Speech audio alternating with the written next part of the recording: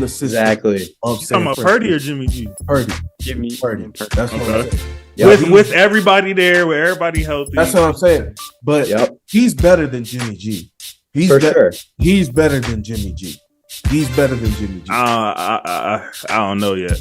No, Wait, no, what? I don't care what you all. He's better than Jimmy G. Jimmy G done had some great moments on the Niners as well. So I don't know. saying. Brock Purdy reads the field Like better. regardless, he still took them to a Super Bowl. Yeah, JC, So, we're looking when at previous He years. reads the field a lot better. Like he said, he reads Yeah. the field a lot better. All right, what up? What up?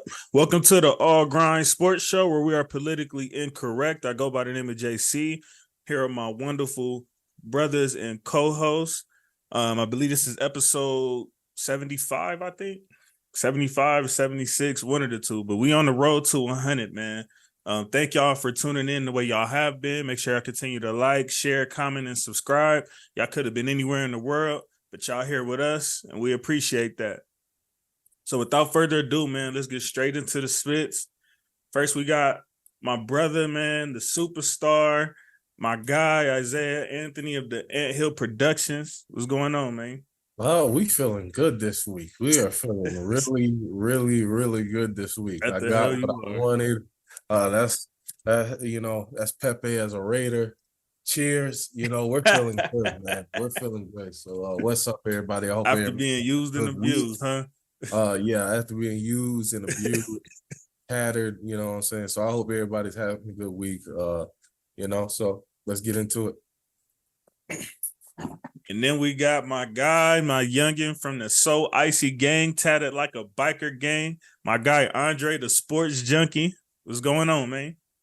What's going on, man? And like I said this morning, if you caught my Instagram, is podcast. Hey, yes, sir.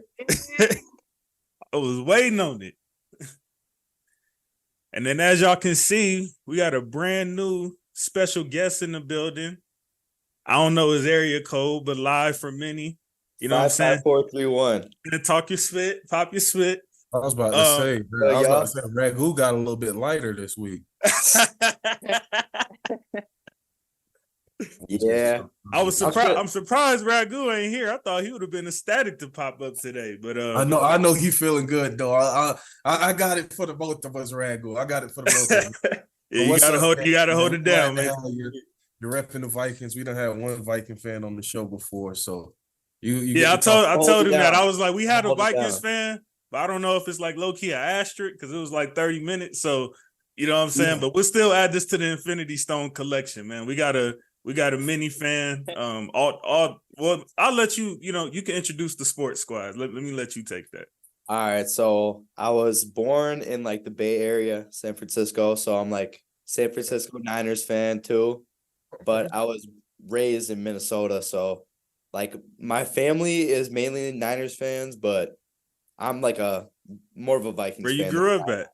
That's what Isaiah truly is. He just won't admit it. He grew up in Jacksonville, and he won't cope with that. But you know what I'm saying, it's kind of a similar situation. So know what I'm saying. I just like to show my city love when I can, bro. When they doing good, I'm gonna show. I feel it. So, but you LA at heart, though. I always tell you that too. I know deep down you are LA at heart. So yeah, most of my teams can't escape it, bro. Yeah, most of my teams are LA. I was a Sparks fan until I moved here to Vegas. I was an Aces fan. It was Asia Wilson, a hooper. So, But we're gonna switch it up today. We're not gonna start with Thursday night football because we had breaking news literally the day after we got off the podcast. Something that Isaiah has been screaming literally damn near since the day this podcast started.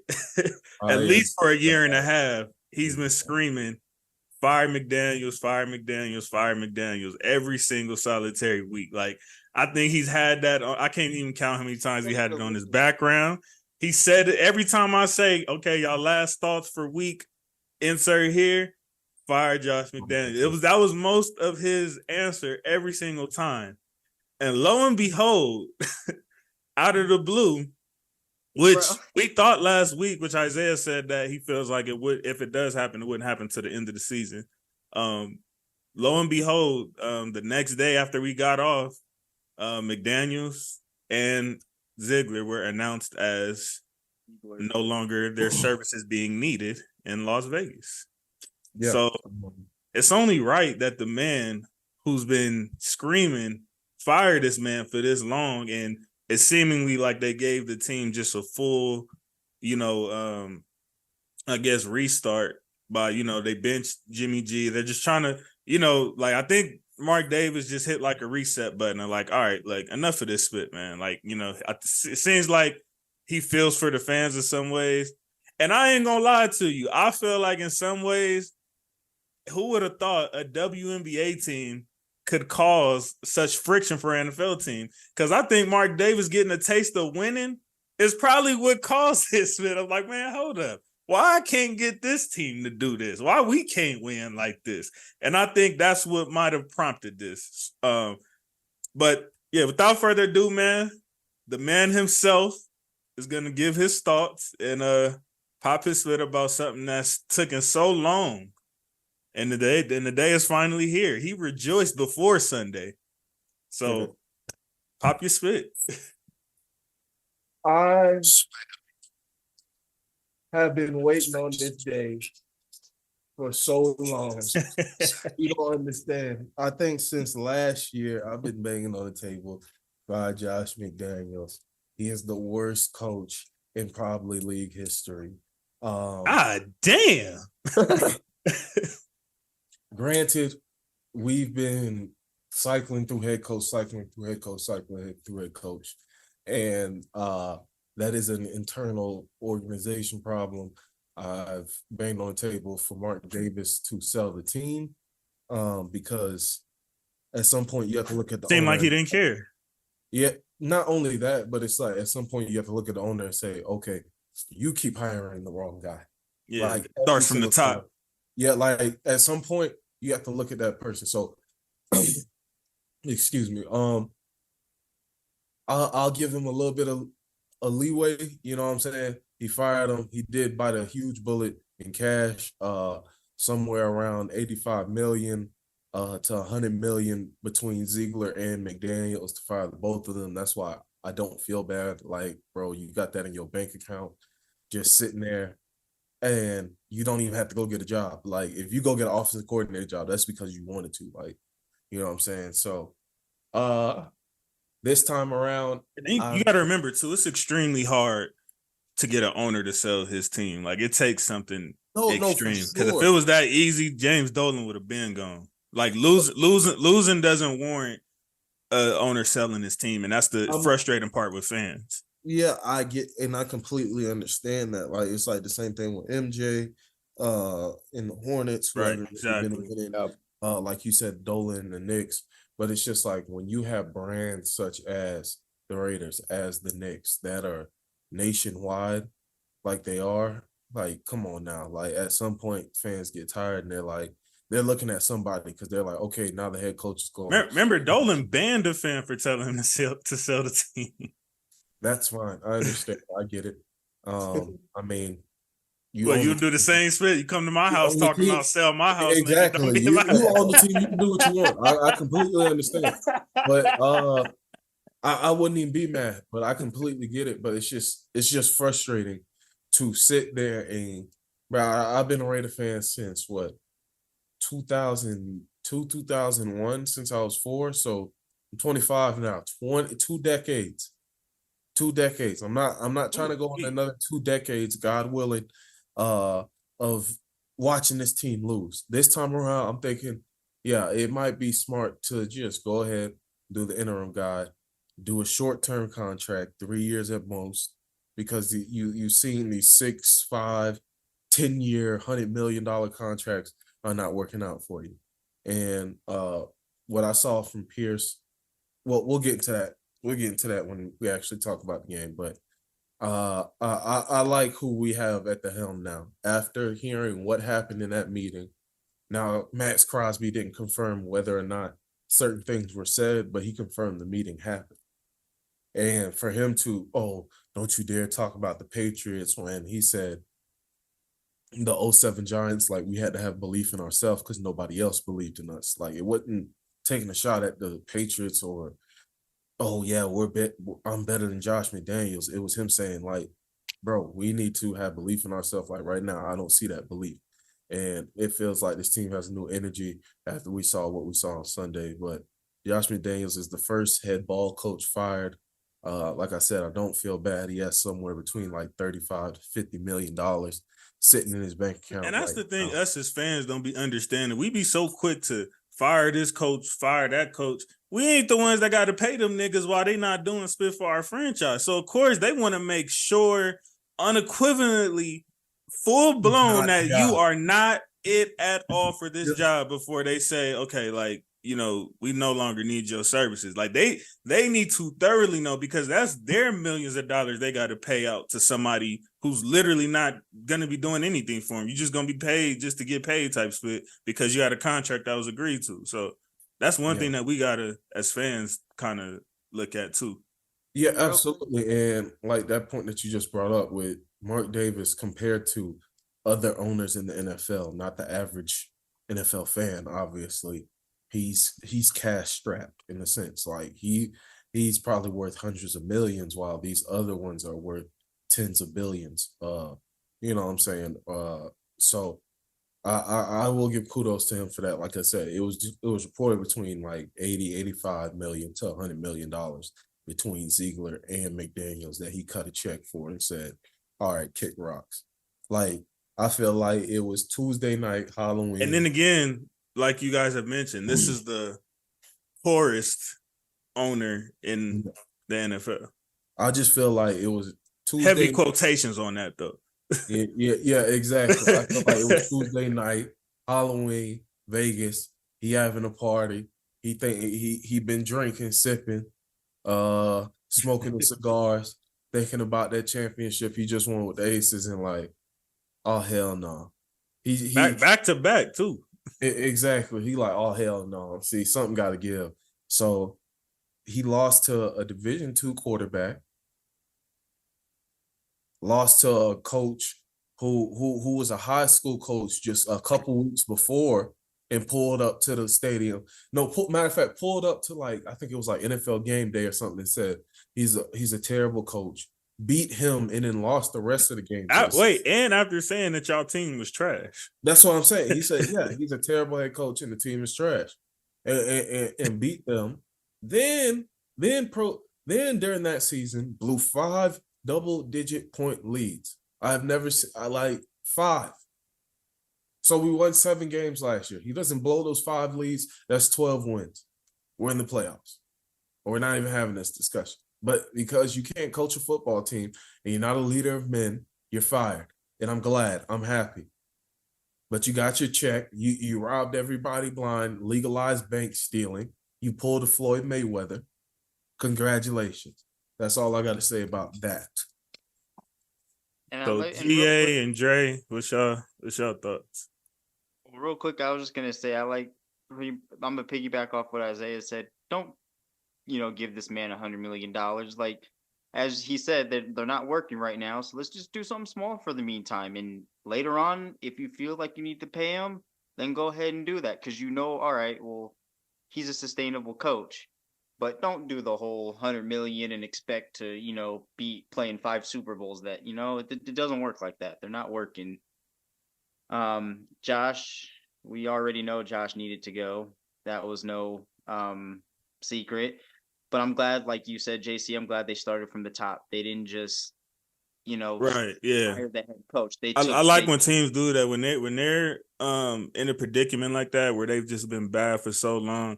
I hate how GMs are able to just slither through. Front offices are able to just slither through, and the coach is always just the easy like cop out for every team. What I will say about Ziegler, I was willing to possibly give him another year try, because from reports they were saying it was more so McDaniels who had control, and then as well as he wasn't nearly as bad as McDaniels was. So, but it could have been what Ragu said though. It could have been a thing of like, their package deal. Get rid of this nigga, or I'm getting rid of both of y'all. Exactly. And maybe he didn't want to get rid of his boy. Yeah. So hey, if that's how you felt, go ahead, kick rocks. Hey, I'll write you a check too. Shout out Mark Davis. It could have been that type of thing. Was Ziegler like, look, I mean, don't threaten me with a good time. You're gonna fire me to pay me for the next 4-5 years? Okay. Whether I work or not. And it's crazy, and because like what Market Parsons said, these coaches, they have fully guaranteed contracts. Like, you know what I'm saying? Like, it don't matter how bad they do get fired, as you see a year and a half through your tenure of a 6-year contract, and team's got to write off a check, but a player gets hurt, diving for a touchdown, let's just say, for example, well, we can give you 10% and then you're on the IR and we'll cover medical expenses. Yeah, I like how they brought in for the interim head coach Antonio Pierce, someone who's a player's coach, because Josh McDaniels completely lost that locker room. I mean, Chandler Jones, he's gone. You got a ton of players that wanted out. I was surprised that they didn't make any deals by the deadline, dealing like one of their top guys like Adams or Jacobs. I think that's what hurt Ziegler too. Not like either not going all in because Leonard Williams was available. As we see, he was moved. Other players were available, or just fire selling and say, "Okay, we're going to blow it up," and you know, right. What's your thoughts on the tenure that McDaniels had at Las Vegas? Are we serious? We're not going to spend a whole lot of time. But let's be serious, bro. He's one of the worst. I was trying to get a across the country peripheral view of that. Like, look, I can't tell you who's worse, him or Hackett. Or no.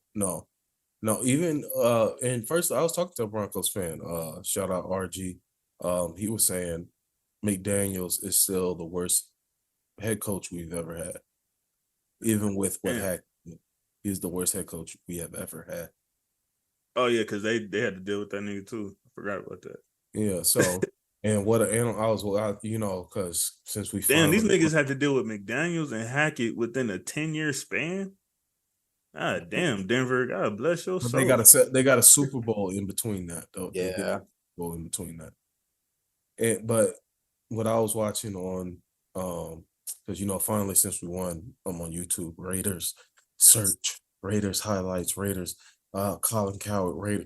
You know what I'm saying? Okay. So one of the analysts was saying these owners need to stop hiring. I think matter of fact it was Richard Sherman and Michael Irvin. They were saying they need to stop hiring guys who appease to them and more so appease to the players, because they're going to be spending 60, 70 hours a week with the players. Yep. Not you.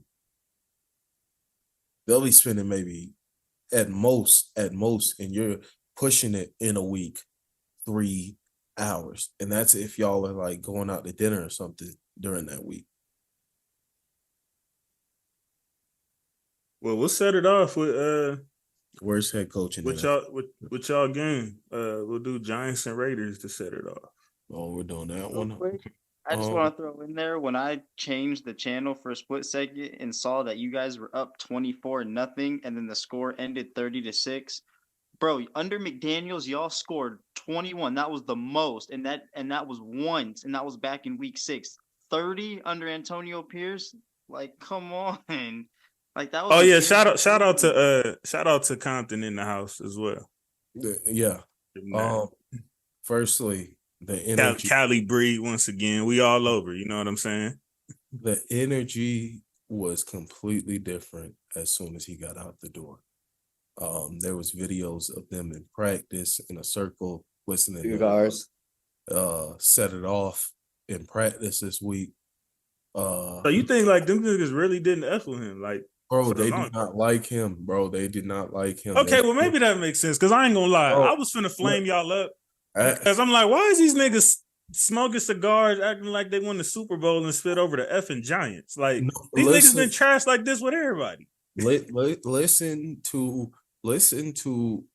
Brandon Marshall's comments on Josh McDaniels and how he feels about Josh McDaniels, and you'll see exactly how plenty of players in the NFL feel. Don't F with him anyway. Exactly. And like Richard Sherman said, if you're associated with Tom Brady as a coach, you have an asterisk on your Because Belichick's coaching tree is terrible. Belichick looking real fraud without Brady. If we look at his record, all right, come on now. Like let's look at the teams he's had. Like let's look at he's had like some super squads or something. I'm not saying you got to have super squads, is always elite.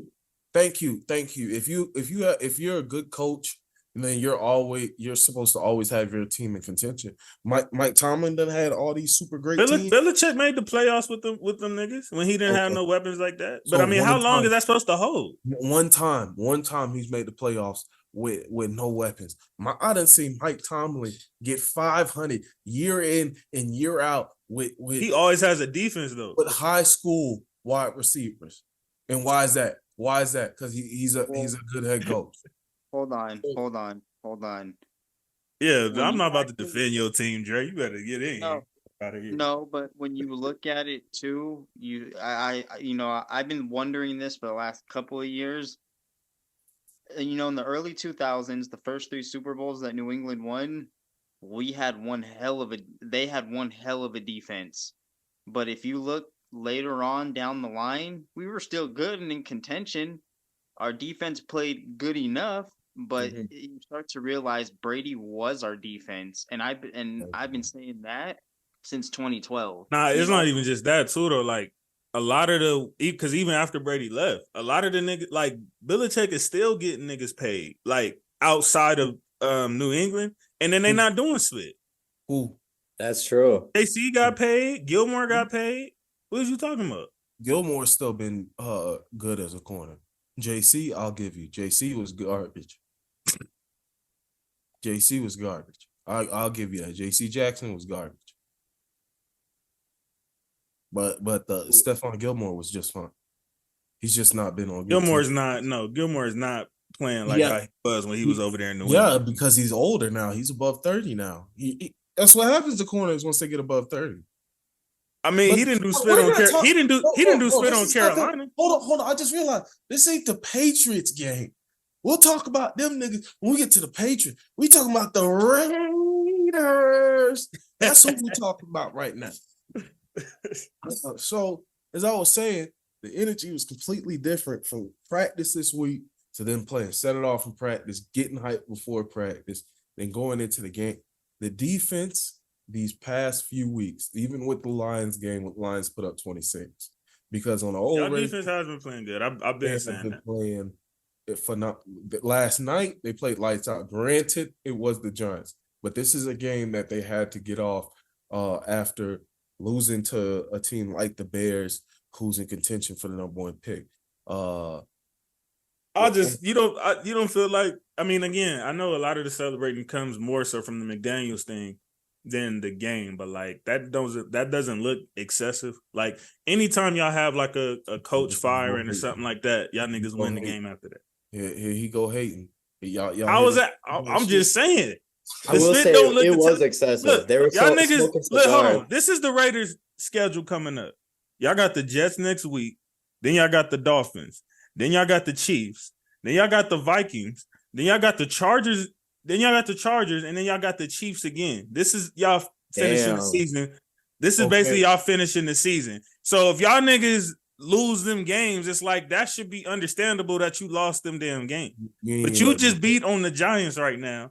And y'all niggas is smoking cigars, damn near champagne, popping bottles and spit. What the F is that? Talking to me and shit. You know, if that was any other team, you'd be popping your spit. You know what that gave vibes of? That was like Beverly when this nigga jumping on top of the table at the F and playing. That's how y'all niggas looked on Sunday.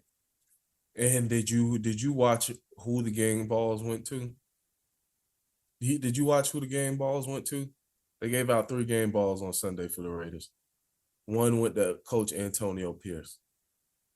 The other one went Shout out to Compton still. The other one went to the new GM, Champ Kelly.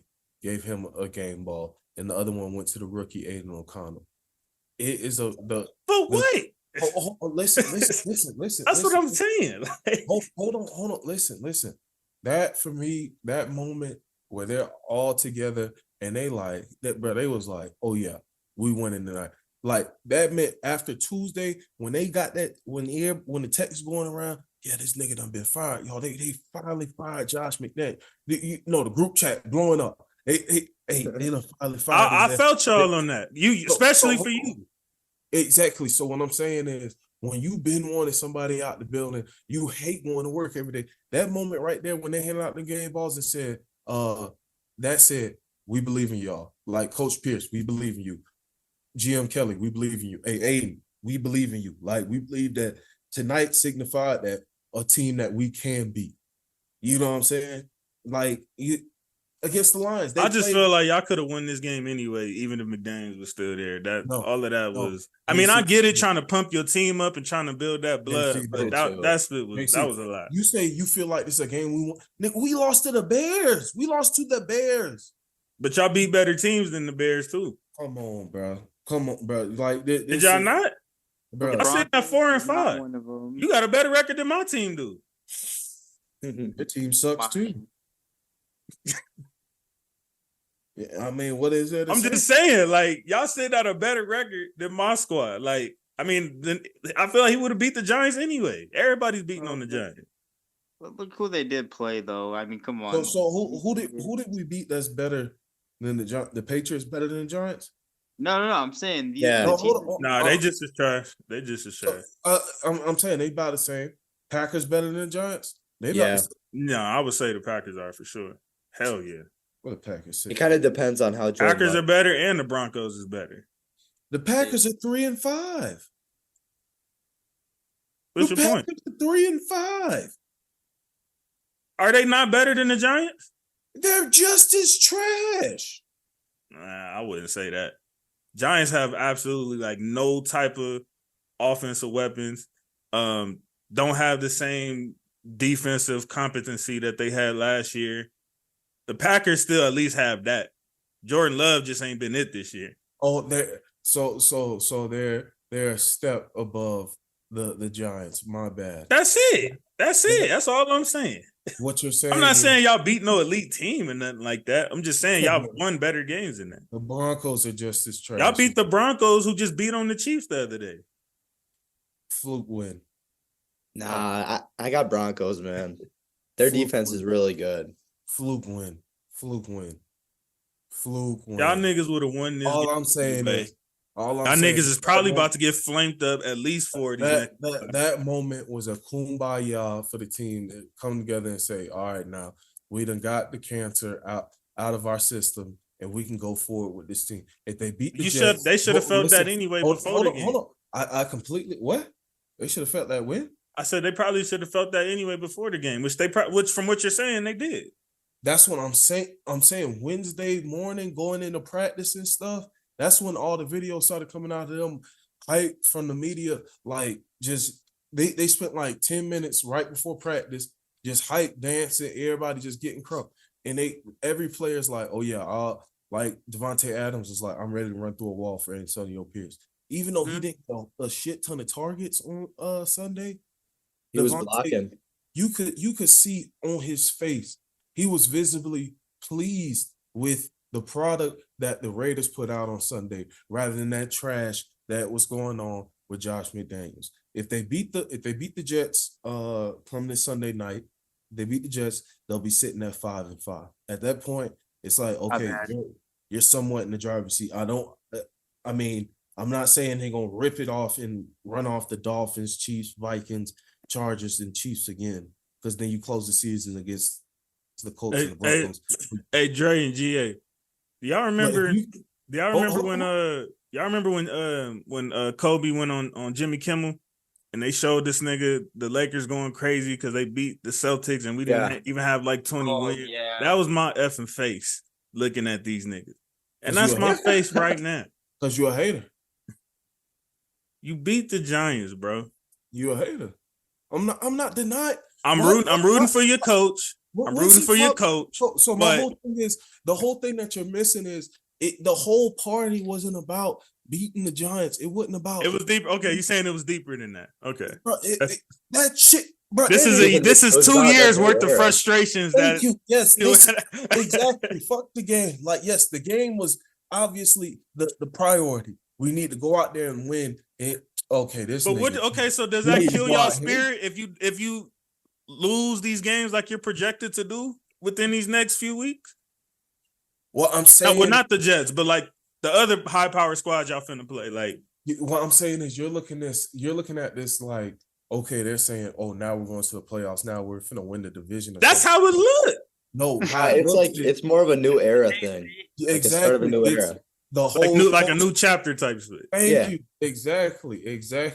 It's we're not dealing with Josh McDaniels and Dave Ziegler anymore. Like, because I know Devontae was frustrated when they picked up Jimmy G. Like, the whole point is, okay, so you went from Carr to Jimmy G. It's like, if you're gonna switch QBs, nigga, at least get somebody that's actually effing better. Thank you. You got a worse version of Derek Carr. Exactly. And that's exactly, we got one that can't throw deep at all. Derek Carr can throw deep. He just won't throw deep most of the time. And I hope these Purdy stands is paying attention. Y'all see how good they made Jimmy G look when he was over there? Do y'all see what he was being protected and covered by?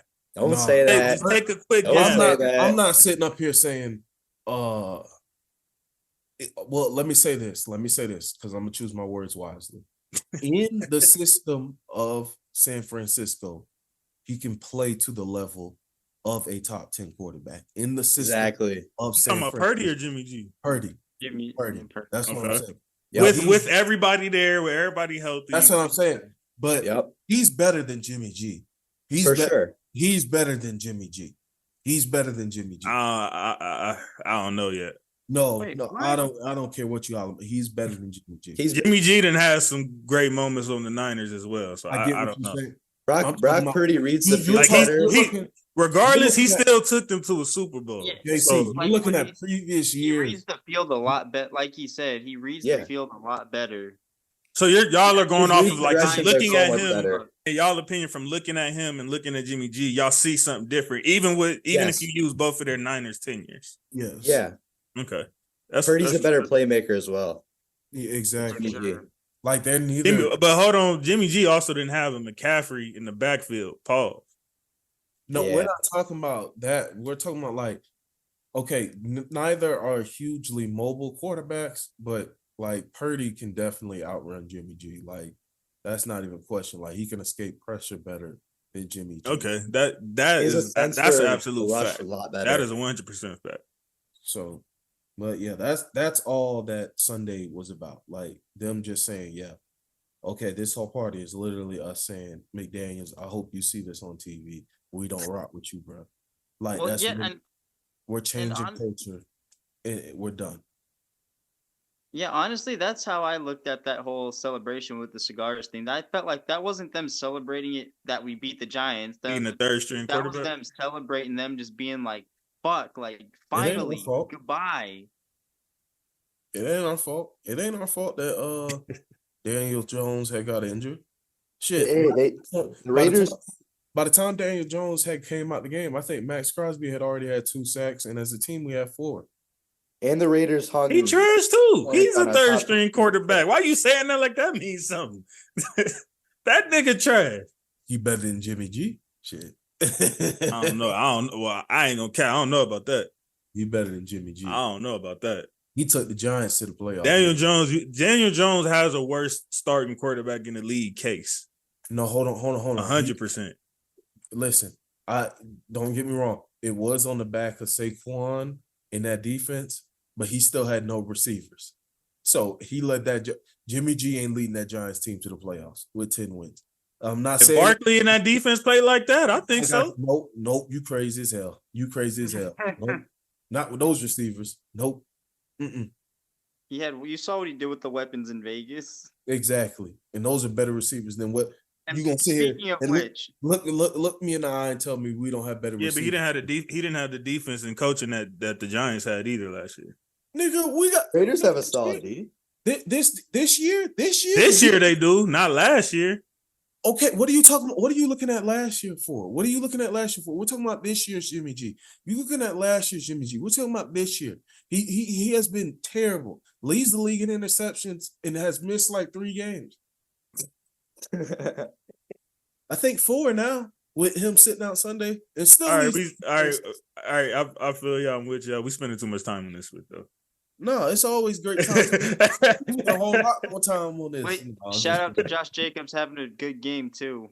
Exactly. You I see know what he got him on the when you fantasy open up the squad. field with a quarterback who'll throw it past 5 yards downfield. It's funny because he was still finding everybody but Adams. He still couldn't join the party. Man, I ain't gonna lie, they were double covering Adams. They were double covering. That's what I'm saying. Like, I don't even think y'all giving this nigga game balls and spit. We don't even know if this quarterback is it yet. No, I mean, you got to give the rookie some belief. At the same time, he didn't turn over the ball. He didn't throw any really questionable footballs like. And y'all had the run game going.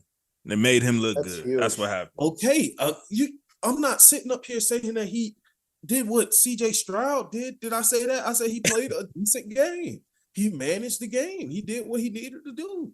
And that in turn builds confidence in the rookie. So next game, he's like, all right, him and Adams will have a conversation here this week at practice and on their off days and be like, hey, here's on film where you might have missed me. You think I might have been covered, but I can make that catch. Just put it here. And they'll work on that. But McDaniels is gone. That's the point that you're missing. If they win that Jets game on Sunday night and get to 5-5, it looks weird. It looks weird not seeing the fired Josh McDaniels thing in your background. I ain't gonna lie. Yeah. Man, I'm just saying. And on top of that, it says "Happy Raiders fan." Do you know how long it's been since I've seen that? I know, right? I don't think I've ever seen him put that name since last season started. I have never seen that. I'm just saying, man. If they beat, it's been such a roller coaster since this podcast started.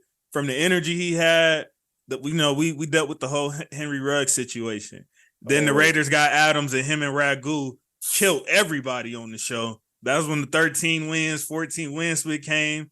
Then we had the depression of last season. Then we had the all season they just had of missing out on Carter, getting Jimmy G, getting rid of Carr, and then here we are. It's like it's been a roller coaster for the Raiders just in the little time that we've done this podcast. So I can imagine what y'all been going through long before. Only been 2 years. Yeah. Not even full 2 years yet. DeMarcus Russell, Tuck Rule, Henry Ruggs. Like it goes on and on. Lane Kiffin, what's his name? Who also coached? John Gruden, who also the old Warren Sapp. No, who coached for the Browns too? Hugh Jackson. Yeah. Y'all had him? Yeah. Ooh wee. Yeah, bro, y'all done dealt with some. Y'all the niggas that had some bad coach. Have y'all had one good coach in 20 years? I mean, or one decent, not one good coach. Have y'all had one decent coach in 20 years? Bisaccia, Gruden's first run, technically. Okay. Jack Del Rio. Jack Del Rio had solid.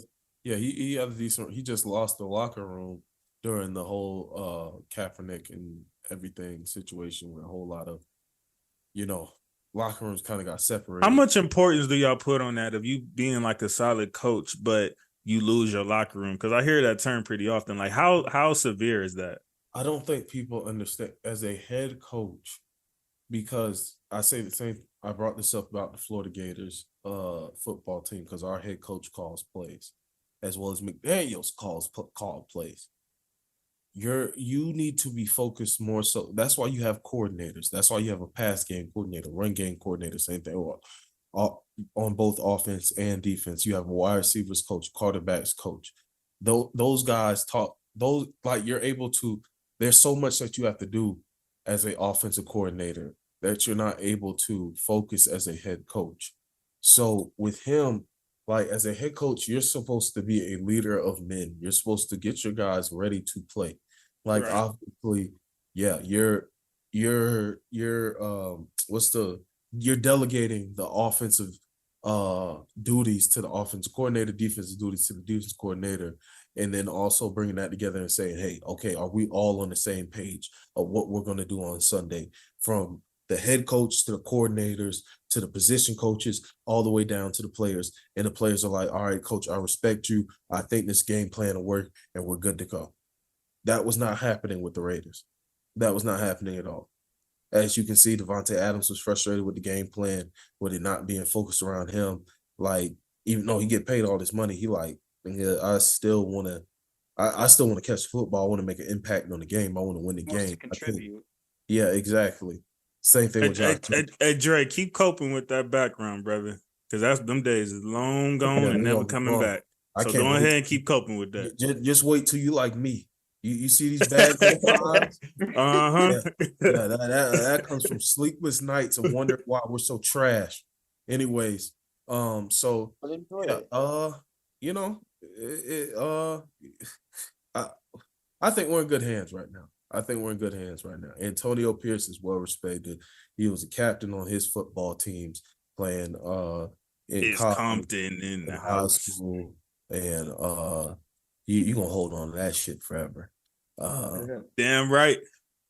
And don't let him really go on a run and start winning. Don't let him go on a run and start winning, nigga. And you see who he a fan of. And you see who he a fan of. See, you supposed to be in black and silver for real.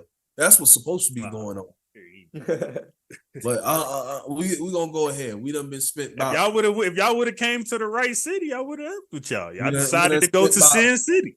Nah, we done spent about 20-25 minutes on my Raiders. So I think Ragu, I think we good. I think we done got. Oh no, we ain't done. When Ragu get back, he got his own 30 minutes that he got to get off. I'm just saying, crazy as hell. If you think he missing this topic? My last thing is, if like I said, I done said it 1,000 times, but if we beat the Jets and then we come out of that 5-game stretch, let's just say 3-2, y'all are finna get dog walk. Stop it.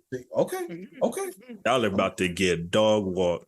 Okay, you remember y'all see, hey Dre Galen, y'all remember the Lions when they finally got their new head coach and they was playing everybody tough and they was winning games unexpectedly? All right. Nah, they was giving tough games, but they was losing though. That's what they did. They was winning a couple here and there. They started winning a couple. Exactly, a couple here and there. So it's the end of the season. All I need is 2 or 3. If you get 3 wins out of that 5. Well, if y'all go to the Dolphins with a 500 record, y'all might have action because they can't beat nobody that actually wins. So if I was you, I'd focus on that. So that's one. Listen. That's one. We already lost our one again because I told you we probably the Chiefs. I don't think y'all can get the first one, but y'all got action in the second. Let me finish. We done already lost our one against the Chargers this year, right?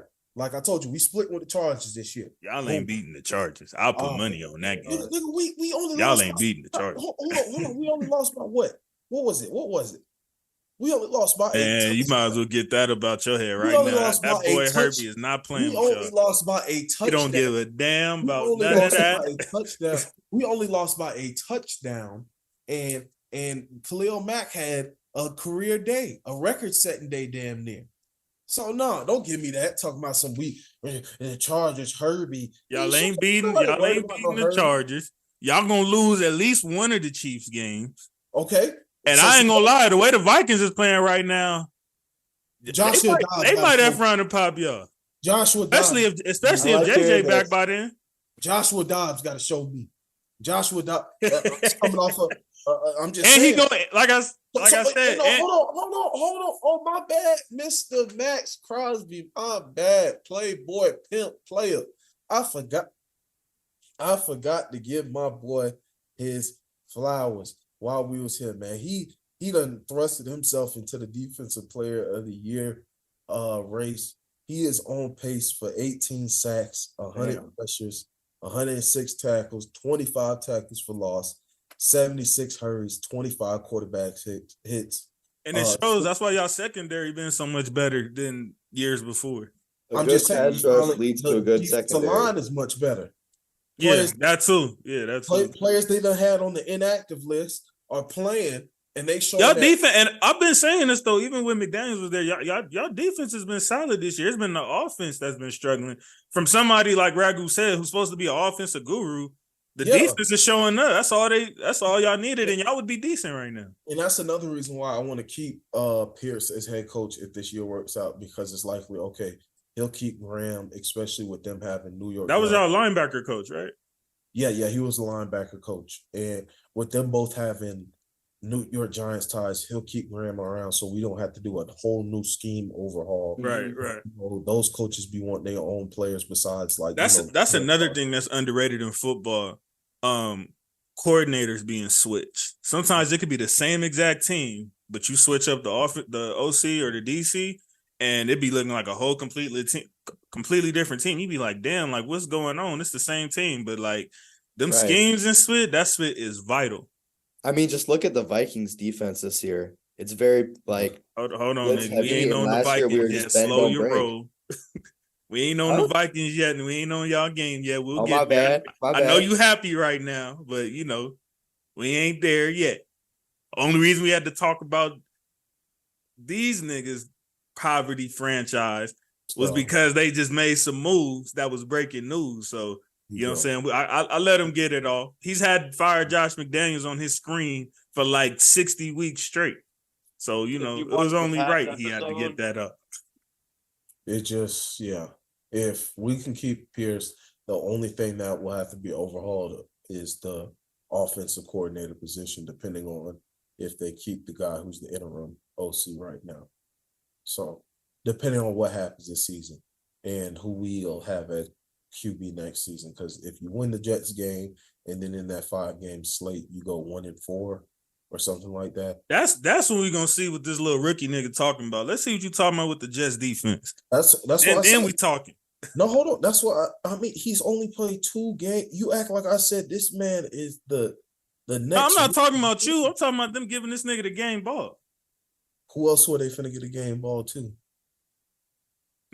Take your pick. That's what you talking about. Take your effing pick. I mean, you could have gave it to Max and everything, but like I said, it's to build belief. Could have gave it to Max. Could have gave it to Jacobs. Could have gave it to Myers. Bunch of niggas over here. You could have gave it to. You looking at stats. You looking at X, Y, and Z. The whole thing was to build belief in the rookie to say, "Hey, we believe in you. You are God now." They ain't got no choice. Oh my God. Never mind. You got it. Because Crosby and them don't care about no game ball. But that rookie to build confidence, that's huge. Exactly. To get your first NFL game ball, that's huge. That's like the Ohio State stickers. Exactly. Come on. Get one of those. Thursday night football, Titans and Steelers. Yeah. Spending way too much time on these niggas. Nah, there's never too much time for the Raiders, baby. This was a rather lackluster game, as it usually is on Thursday nights, unless it's your team playing, even if it is a lackluster game. It was important for me to watch. I had a couple fantasy niggas on this game. Yeah, I wasn't watching it, but I was doing other stuff, had it on in the background, glancing over at it. They do look like they have their quarterback though. I ain't gonna lie. Dude looking Levis looks nice. Yeah, Levis is looking nice, and I'm not gonna hold him to what's the word I'm looking for? Standard? High standard? Yeah, too high of a thank you. Too high of a standard. Thank you, Andre and again. Because he was playing a Pittsburgh. All he gotta do is be better than Tannehill been for the last few years. Well, I'm just saying you going up against the Pittsburgh Steelers. Like that defense is going to play every week. And TJ Watt, Cam Hayward, do you see the pressure they put? Yeah, they put a lot of pressure on the kid. That's what I'm saying. I think he held himself well considering them circumstances. Like, yeah, they sacked. I think they found their quarterback for now. I ain't gonna hold you. Yeah, they sacked him 4 times. So he stood in the paint. He stood in the paint for sure. Yeah, his pocket presence is phenomenal. Like there was pressure in his face all the time, and he was delivering throws. Well, I'm not gonna lie. That was another guy I said that we could have possibly went for instead of going with the Jimmy Garoppolo route. But McDaniels had. Oh no, he did it. He did his fit in college. Yeah, he was all right. I mean, he played for Kentucky. He beat the Gators. I think he beat Tennessee one time while he was in Kentucky. He's the reason why they actually have a decent football. Well, one of the reasons why they have a decent football program now. But the AFC North, man, is I get that Baltimore has a game and a half lead on everybody, being 7-2, and everybody else has had their bye week already. Mhm. The rest of the team are 5-3. Cincinnati's picking up fire. They've won. That was the thing, though. I kind of had called out that I thought they were like everybody except the Steelers. I felt like they were gonna be in that playoff picture. Like I had all three of them making it. So now the Steelers is the surprise, which is crazy because I think they're in the playoff picture right now too. If the season was to end today, yeah, it's crazy. If I had the other three though. If the season were to end today, it would be Cincinnati, Cleveland, Pittsburgh, Baltimore, all making the playoffs. That's wild. That's what we thought the AFC West was going to do last year. Man. Y'all let us down. Y'all and the Broncos let us down. So the rest of the way, the Steelers definitely have a chance to make the playoffs. You know what I'm saying? They have a lot of division games. So you know how division games go. That's like it doesn't matter how good. Look at that schedule one time for the one time. So they got the Packers coming up next, and they're at home Packers. for that. Packers, they might get that. I would put them at 6-3. That's what I'm saying. I think they can win. Got the Browns. I think they might lose that because they won the first one. Okay, what I'm saying is it's a possibility they can win. I ain't gonna lie, this one do look a little soft. After you got the Bengals, you got the Cardinals, Patriots, Colts. It's not soft. Great. It's just nigga, that is soft, nigga. They got a whole bunch of division games. The division games is like, all right, but that little in between with the Cardinals, Steelers, Colts, I ain't gonna say the Seahawks is an easy game, but like they got like 4 very winnable games left out of the last 7 or 8, and they already a couple games over 500. So it's looking good for them right now. I mean, looks like I might have been wrong in that prediction episode. That streak might not be over after all. Yeah, I think it's not going to be because I think they'll take the Packers. Yeah, they should. They should. I mean, any given Sunday, but they should get the Packers. I think they should get the Cardinals. They should get the Patriots, and they should get the Colts. And I think they'll take one of those Bengals games.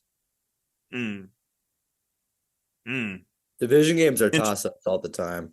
They're just hard to win. It's very possible they can get swept too, though. It's possible, but I'm just saying. What I'm saying is, I just think that they'll take one. So to me, I think they'll win at least 4 of these last 9 games, and that'll put them at 9. Does it help them more that they'll be beating on each other in that division instead of other teams as far as them making playoffs? What do y'all think about that? That does help. A little bit, yes and no, because at the same time, you'd rather get those L's on other teams if you can beat up on other teams. And keep them out of the playoffs, and we'll all still be in the playoffs. So, like we said, it's not. I mean, yeah, you still need to take care of business against the NFC teams, but like, really, I guess the Colts and the Patriots are the teams that you need to beat because they're in the AFC. So, even though they don't really have playoff aspirations, but yeah, you need to. You got it, but you got to get one of these games against the Bengals if you're going to be serious about trying to make a playoff push. That's just what it is. Yeah. Because right now it's just I don't see the Ravens slowing down either.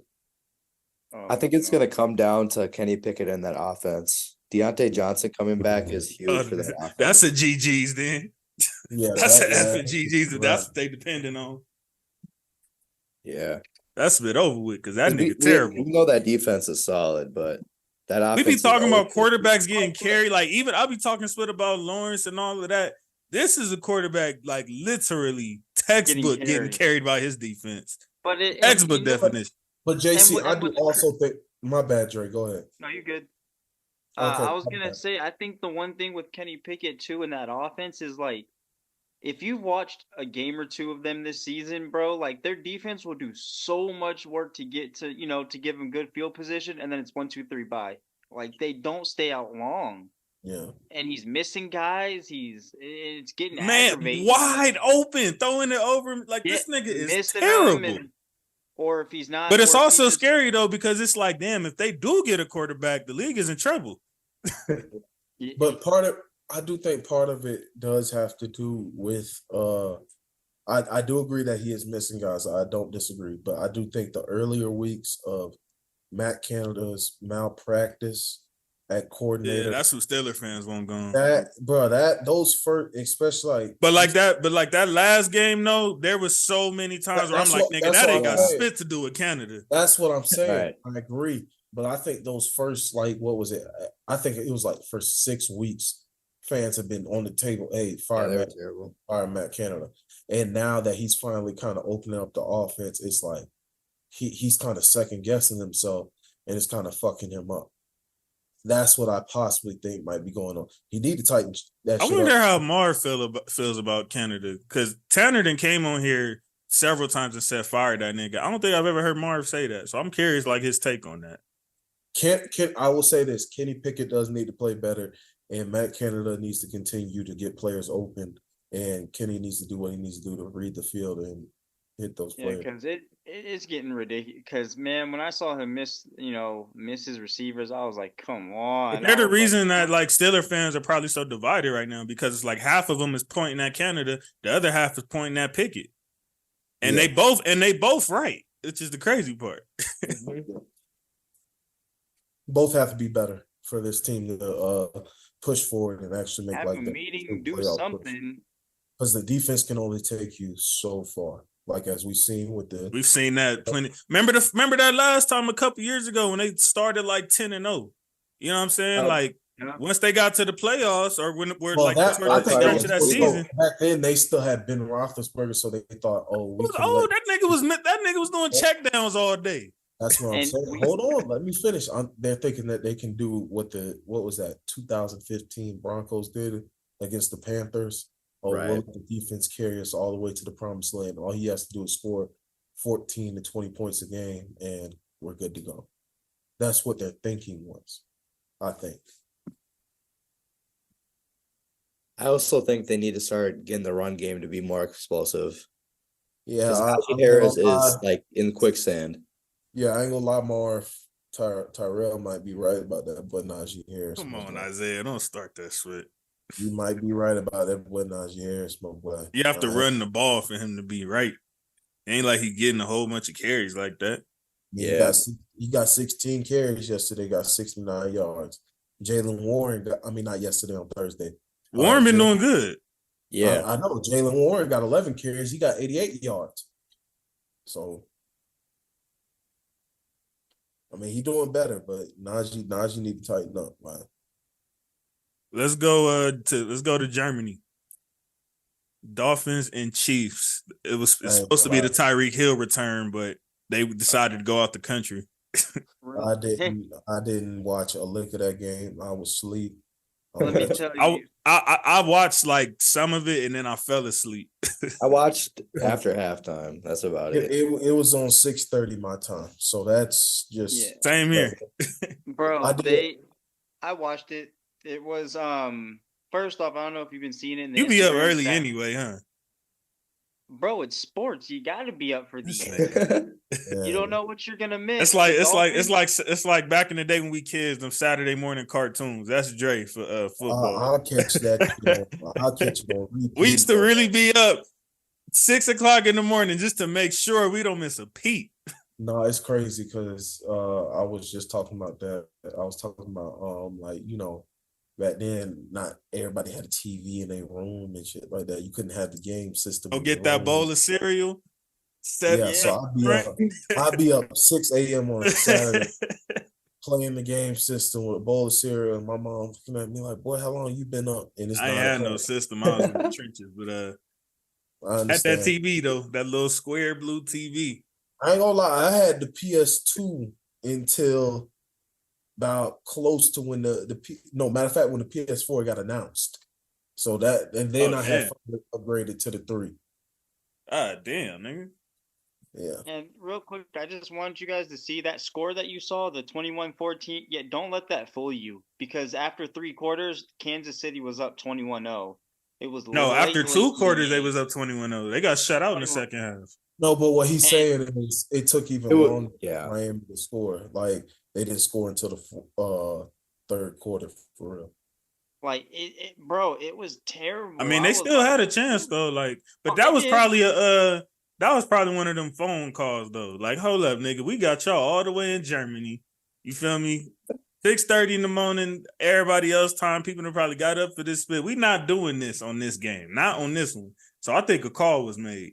I ain't gonna cap. Well, I think they should have let some scoring happen in the fourth quarter then, because this was not a game I was gonna. Well, I don't know. Maybe the Chiefs was like, man, nah, f that part of the script. We ain't letting y'all do all that now. But we'll let you look like it's gonna be something.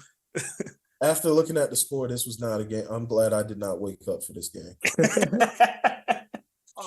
Yeah, you would have fell asleep anyway. After that split would have got like 14-0, 21-0, you'd have been like, I'm cool on this split. I'm about to go back to sleep. But it's also, and Miami, if you're watching this somehow, whether you're a receiver, quarterback, coach, I don't care. If you're watching, beat a damn team that's 500 and up. Jesus. How the fuck do you expect to get in the playoffs and expect to win? You're 0-3 against teams that are they're going to go to the playoffs, but it's not looking good for a team over 500 in like 600 days. Yeah, like how I get that they're going to the playoffs. I get that, but how are you going to expect to advance in the playoffs when you can barely get past, when you can't get past 500 and up teams? Like, they got to get something going. I mean, y'all ain't say nothing when the Eagles had that cupcake schedule last year and was beating up on a bunch of teams that ain't do shit. Here he goes. He wants to break out. Y'all ain't had that energy back then. Did the Eagles still not beat? Did the Eagles not beat winning teams? Yes or no? They still beat winning teams. Yes. So that they beat winning teams with an asterisk. Winning teams with an asterisk. What are you talking about? I can't. Only good team, again, quotations, good team you could say they beat last year was probably the Cowboys. Okay. All right, JC. After that, what? Even in the playoffs, you didn't play split. You Vikings, played Giants. You played the Niners with they. You almost had their running back about to play quarterback, and then you played the Chiefs. That was their first real game all year. Okay, JC. What about the Vikings? Yeah, speaking of we're 13-3. We're gonna go Vikings and Falcons. All right, I'm ready. I'm sitting up in my seat. You can set this one off. This your first, you know what I'm saying? You the first time guest. You know what I'm saying? All Go right. ahead and you can probably spit about this one. How you feeling? What you saw? What you think about the rest of the season going forward? So to get it started off, I am like more than happy with how he played. Obviously, it was shaky, but he was getting calls played through his headset like seconds before the play clock goes off. So I'm very happy with him. I really wish we could have saw the other quarterback play a little more because he was looking solid. I mean, he was like 5 for 7 with 75 yards, and then he got that concussion. 5 for 6. 5 for 6? Yeah. Oh. But yeah. Our defense is looking really, really good right now.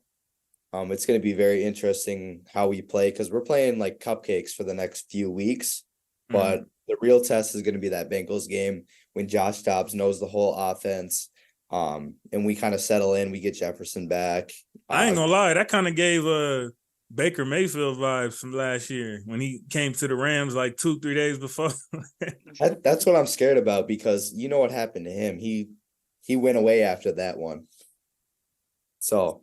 Oh yeah. I really like he wants it to be consistent. Yeah. Dobbs has been good this year though. So yeah, he was been playing solid. I mean, I know the record doesn't show it, but I mean, it hasn't been because of him. The Cardinals just suck. Yeah, I just really hope that O'Connell and our offensive staff like incorporate his running into our game plan because he is a dangerous runner. So are you? I mean, you have no reason not to be, especially being in the NFC. But safe to say you're pretty optimistic that you guys can get a playoff spot right now. Right now, I think our ceiling is to win one playoff game. But that's on the high end.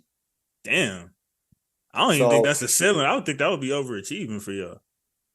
I mean, I'm just trying to keep my hopes low because I mean I'm a Vikings fan my whole life, so I've been used to this shit happening all the time.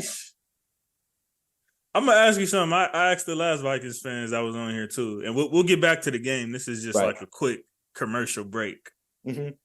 I want to know in real time your reaction to the Diggs miracle, whatever they call that spit.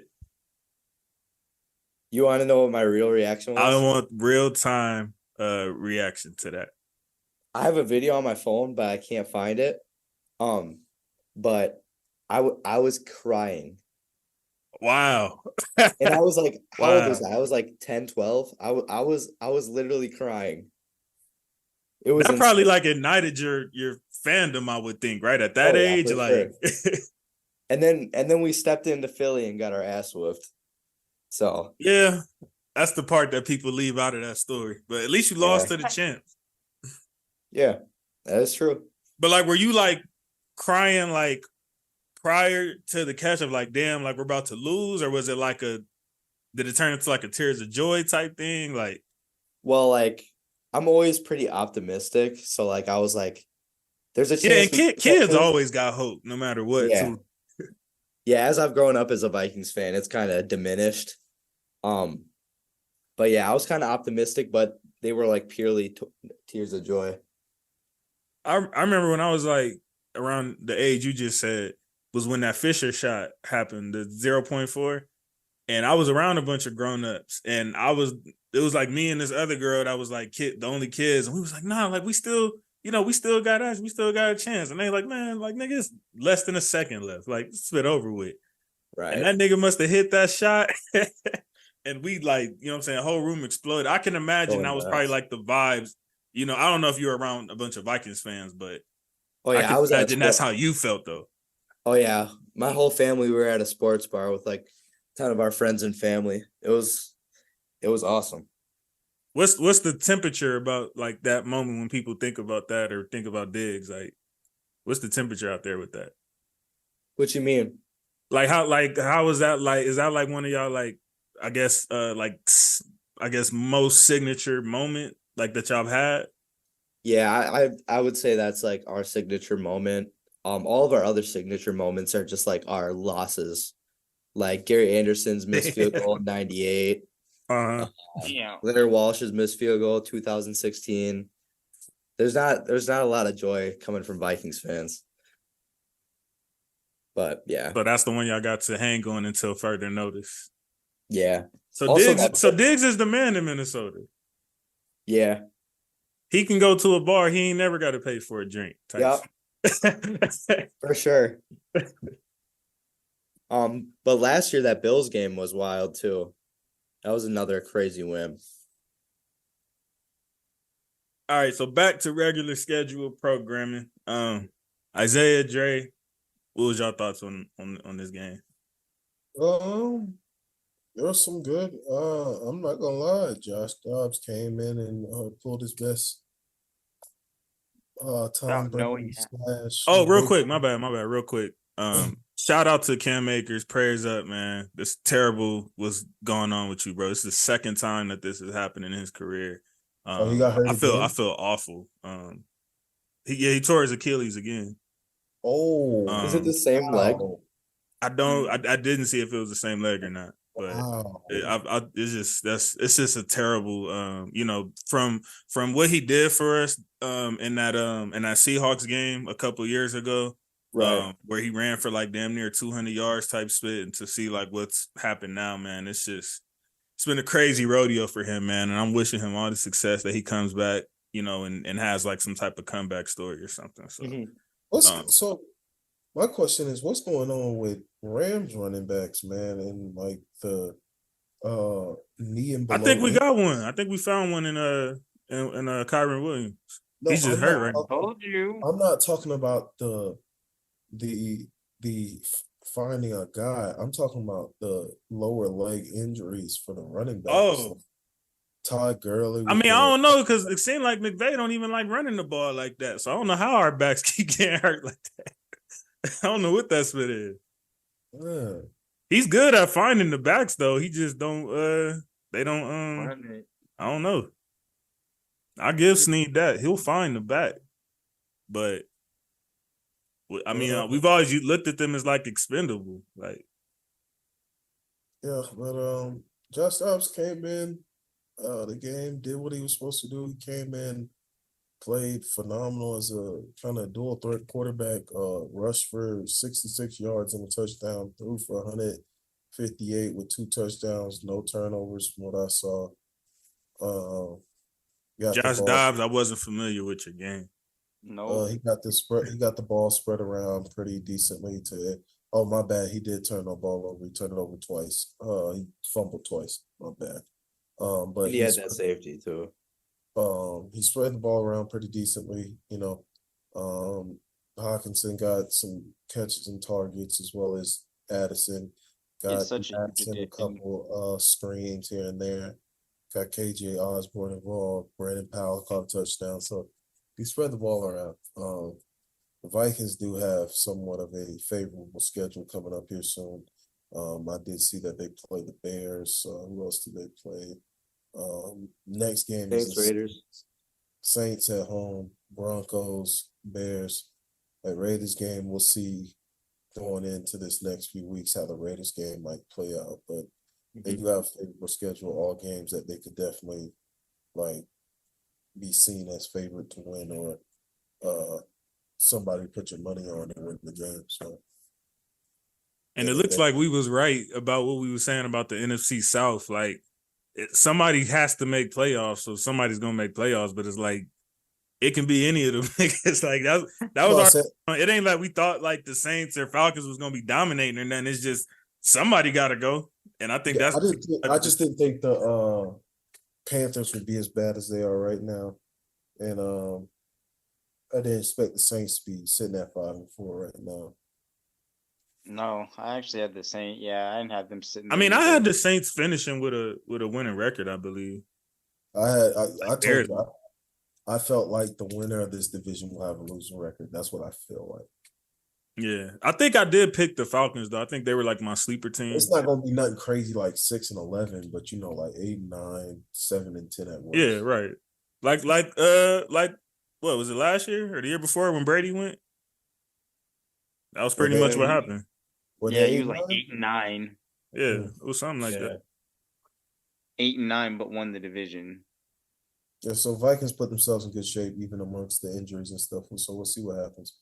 When is Justin Jefferson expected to be back? It's possible he comes back this week. I don't think he will, but he won't come back this week. Yeah, he probably won't, but within the next 2 to 3 weeks for sure. Right. I mean, I think it helps the fact that they're winning because if they would have lost, they probably would have shut them down. But since they actually have a shot, they probably really bring them back now. Yeah, you can really definitely make a push for playoffs because is Cousins out for the season? Yeah, Cousins is done. Yeah. Tough though. I'm looking at the playoff picture right now in the NFC, and the Vikings have the 7th spot with a game lead over the Commanders and the Falcons. That's crazy that Washington is still in it. Yeah, so boy Sam Howell. But it shows if they would have won a couple of them games that they dropped the ball on, they could have really, they could have made some noise. And now you might just be like a default get in there type stuff.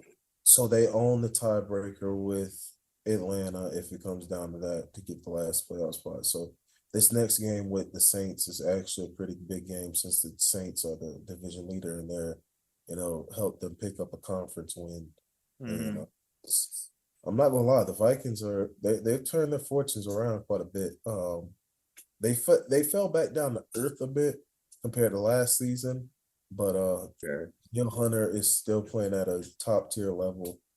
He was one of the guys I was hoping that they'd be willing to trade and we get him and pair him with Max, but he is just they got a chance. They definitely got a chance, especially if Jeff comes back and they win if they win this next game, they're sitting at 6-4 going into I think is it the Bears next or was it the Packers? I think it might be Broncos. Broncos. Thank you. Yeah, it's the Broncos. After the what's the Broncos record right now? 3-6, I think. I'm going to that game. 3-6.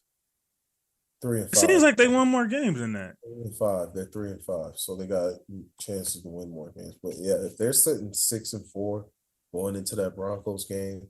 And if I am not mistaken, the Vikings are at home, or are they? Nah, they're away. I'm going to that game. Oh, they're away? Okay. But still, that's a winnable game Sunday night. So, and then they got the Bears at home on Monday night. So, if they go on a run at 3-0, we could be talking about the Vikings being 8-4, controlling their destiny, go to the playoffs. Like really, truly controlling shit, possibly win the division type shit. Yeah, because they still have those 2 games against Detroit. Yeah.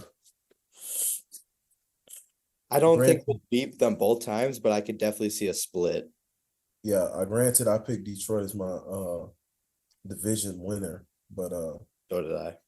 I mean, the Vikings could who knows? Just they could sneak one in there. It just who knows? I mean, if Josh Dobbs plays to the level that he did yesterday, and then also consistently Jefferson comes back. Yeah, limit the turnovers. The level that he's played all season. Yeah, he has to play with that consistency. Yeah, without the 3 fumbles and 2 of them being lost, then you're good to go. They could have probably won that game by more on Sunday if you would have just limited those couple of fumbles. I do give him a pass this week though, because he did come in on Tuesday. Hey, it's funny. It's funny how Isaiah keep bringing up the fumbles with every other quarterback. But when we was talking about turnovers last week with Trigger Trev, they all wanted to ignore that spit. Like, oh, it's just 4 interceptions. Y'all acted like turnovers didn't matter. Now you keep bringing up turnovers with these other quarterbacks. I just want to show y'all the bias that be going on. But y'all go ahead and 4 interceptions win. 4 interceptions win. 4 interceptions win. During what game? No, I'm talking about for the season. Y'all was stuck on, it's 9 touchdowns and 4 picks. I said, how many turnovers though? Y'all niggas didn't want to talk about that. That's all I'm saying. Now you want to talk about turnovers. I told you to look it up. You looked it up. I knew what the number was. Dre, I was just wanting Dre to say it. He the one came back talking about, only 4 interceptions. How many turnovers though? And he didn't want to answer. Oh, who was bringing up freaking only 4? It don't matter. We're talking about the Vikings right now. I'm just saying. I'm just pointing out the bias, and now we can get back to regular schedule. You just said the conversation was with Drake, and I wasn't the one having the conversation. So try again. No, y'all was all in that spit. Man, all stop. Y'all niggas in that. Now hey, to the fans, go back and watch the Trevor Lawrence segment, and you will see how I got attacked by everybody on this podcast. Clown. But y'all can continue. Clownery. It's clownery. Or do y'all want to move on to Bears and Saints? Okay, let's move on. Yeah, well, I don't think we're gonna spend too much time on this and that. But Carr's looking decent, saying against the lower tier teams that he's playing. He's at least taking care of that. I can give him that. Taysom Hill, I feel like is like one of the most underrated weapons in the NFL of the way he's utilized for so much. Like that spit is crazy. Have we seen an NFL player like that before? I mean, back in your earlier days, you would see somebody like this, but like in the new age, this is like unheard of, right? Yeah, kind of. Yeah. It's kind of rare to see it now. But I just feel like this game was just a little bit too close. You know what I'm saying? You got with these type of teams. Yeah, with a team like the Bears, like you said. Yeah, Saints is one of them teams where if they do make the playoffs, it's gonna be like, okay, like you know what I mean? It's like that's the playoff game you probably not gonna watch. You know what I mean? Not dangerous. Regardless of who they play. Because the back end of their schedule is really soft. Like you said, they play the Panthers, the Giants, the Rams, the Bucks, and the Falcons season. Who looked out for them like that? Why we can't get a schedule like that? So it looks. The NFL is saying the Rams. It's looking like my prediction might be wrong on them having a losing record and winning the division, with the last 5 games being that with a combined. But any given Sunday. Yeah, that's true. Sunday. That is true. That is true. But they play the Falcons twice here coming up. Justin Fields comes back next week, if I'm not mistaken. By the way, I hope they beat the Rams too. Oh, sorry, JC, I forgot.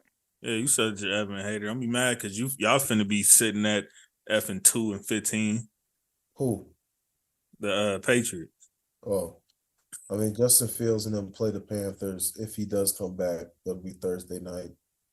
They play the Panthers, so I'm not watching that game, like I promised. Like It's I gonna will be a not classic. watch. It's gonna be terrible. Well, speaking of my guys, man, we ain't gonna spend too much time on this either.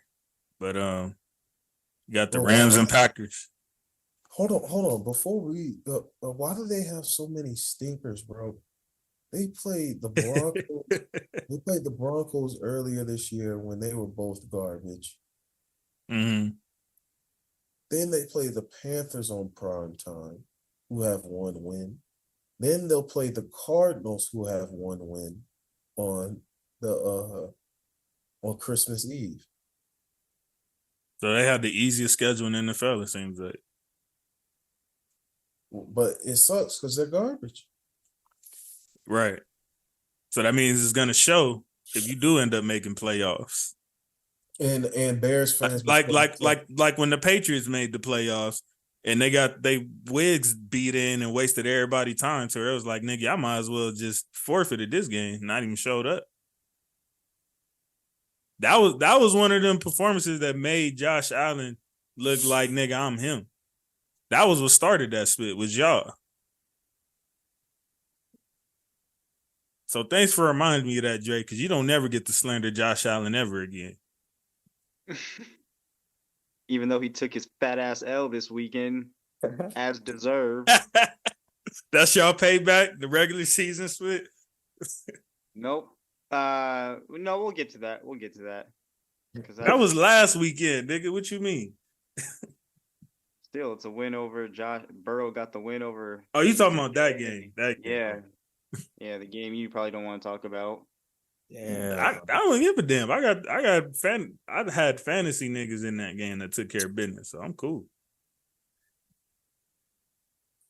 But yeah, there was like nothing to see here. It was like, I think that was like our third string quarterback. Some nigga I still don't know who he is to this day, and I watched the game. Ripon. That showed to me that showed why it's so important to have a backup quarterback. You know what I'm saying, in this day and age. Like it's nearly, especially for contending teams, like people want to ignore it, but it's nearly almost as important as having your starter, because spit happens. You know what I'm saying? And when spit happens, you know what I'm saying, you need somebody to at least hold it down until your guy gets back. And that's if your guy ends up coming back. And did you see that you guys signed Carson Wentz? I did see that. Yeah, I just saw that. And you know what? Granted, he may not be, the top. It's better than whatever this nigga is. Absolutely. Yeah, that's what I was gonna say. It's a better choice. Just like Baker last year. Baker was still a better backup option than anybody else that was out there. So, and Ragu has such a great point, man. Like, I don't know what it is, but it seems like that really has to be the hardest job ever, because it seems like we can never get 32 guys that are all good at the same time, let alone 64. Mm-hmm. So it shows like that's a quarterback in the NFL is an incredibly, incredibly hard job. But you know that saying, if it was easy, everyone would be doing it. It's not an easy But job. you just gotta think about it though. You got 7 billion people in the world, and you can't find 30 to be good at the same time. That is crazy. That's crazy to think about though. Like when you actually like sit down and be like really process that. And you do a draft. You do a draft with like what? Y'all niggas got like 10 rounds and shit. Like you got plenty of chances to find these guys, and you can never get 30 at the same time. It's just something about NFL defenses that, you know what I'm saying? Like everybody could be hard in college, but it's different when you get to that level. Oh my goodness, Jay. That was a little too extreme. But these niggas demonize every damn thing. No, but it's but it goes to show though, like how important how important it is to get these players in sync when you draft them, when you get them in with, like, it's a hard league to win in, and it's not easy at all. But Rams got a bye week now, so hopefully we reset, figure something out. I'm kind of torn. I'm like, damn, do I want like a top 5 pick right now? Because we actually got our first round pick next year.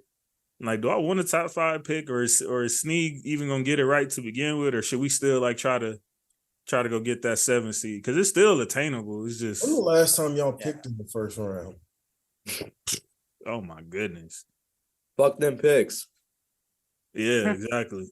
Was it Jared Goff? But again, like I said before, I'm not tripping because there's not a person on this podcast whose fan base wouldn't trade all them picks if they knew it can get them a Super Bowl. Yes, I would. I'll do that in a heartbeat. That's true. I wasn't trying to be funny. I was dead ass asking, like, when is the last time y'all had picked in the first round? Who was our last first round? Was it? It wasn't Goff, right? It might have. Back. Was it Goff? It might have been.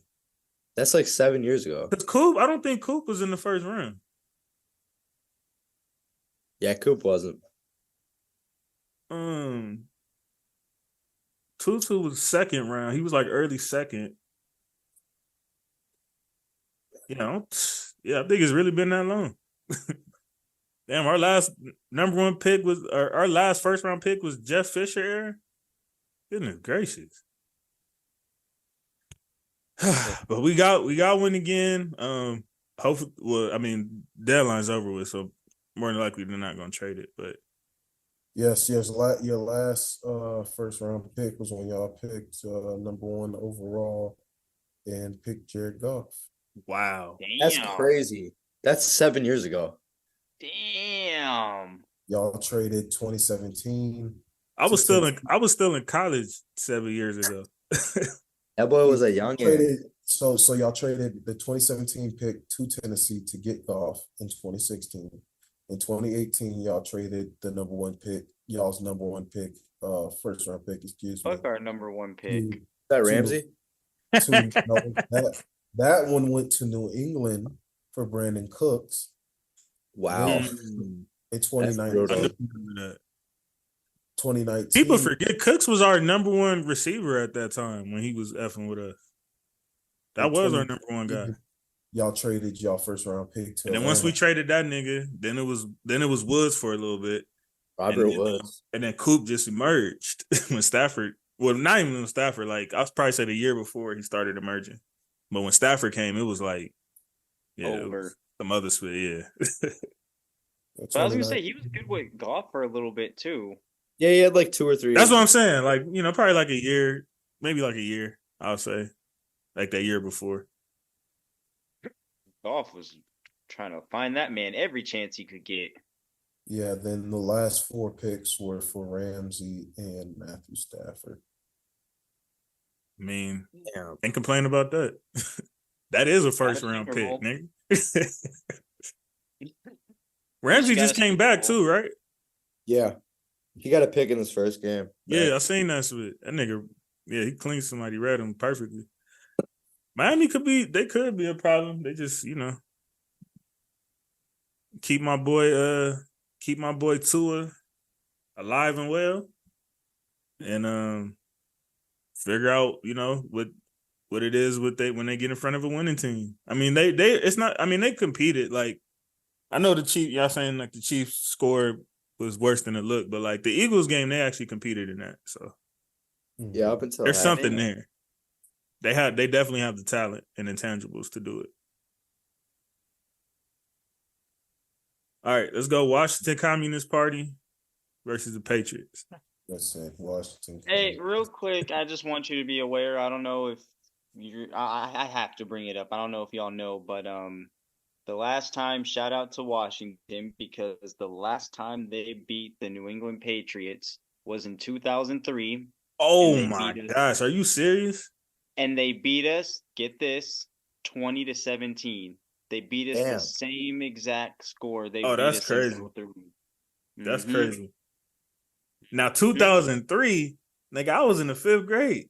Was that Brady's first year? Every time one of us says a number, this man is that. Excuse me. Who? I'm sorry. Who is that in the background? Oh hell no! Oh, fuck no. Oh, fuck no. This nigga Drayden took over for Tyrell, huh, Isaiah? I'm saying he acts like he doesn't have garbage just sitting in his background right there. Sorry, LeBron is garbage. I know he is. No, LeBron is the GOAT. Thank you. Oh no. Fuck no. LeBron is the GOAT. I'll him already. I'll fuck with this guy. This is my guy. Me and you can get along all day long, man. LeBum James. They had to walk off. Unbelievable. LeBum James. Like, we can switch it up to basketball right now. Oh, Jesus Christ. God damn it. LeBron is better than any player that has ever. No, the fuck he is not. No. Who's above him? Michael fucking Jordan. That's who. Hell Mr. 4-6 in the finals. It took me 9-10 fucking years Mr. to Scottie get my Pippen fourth. carried my legacy. No. Exactly. What the hell? What the hell did I do? What the hell did I do? Mr. JC, I'm sorry. I didn't know. I done brought another bronze sexual on the podcast. That's what y'all telling me? Mr. cried to Dennis Rodman to come guard Shaq. I retired because I was tired. I need Scottie Pippen. Get out of here, bro. Nigga, what you supposed to do? Guard Shaq? What the F is you talking about? What was he was supposed to do it? Get more buckets, nigga. Okay, back to football. Okay. That's what y'all told. That's what y'all told LeBron when he went up against the Warriors and they got KD. Oh, little bum James, him and Embiid are gonna have flops this year. That's who it's gonna be. Bro, Embiid just dropped 48 last night. That's what you talking about, nigga. In 3 quarters. Do it in the playoffs. Nigga talking about. Do it in the playoffs. Yeah, Embiid don't be showing up in the playoffs. That's Look, hey, are we on football? What is y'all talking about? I'm sorry. Let's get back. But yeah, no, I just shout out to Sam Howell. This is actually the only. That's another one of Ragu's guys. Yep. I'm sorry, sir. I didn't realize I wasn't familiar with your game, man. Like there's some areas you had to see it close in person, or yeah, there's still some areas he can clean up, but overall he was getting the ball out. He was poised. He didn't panic.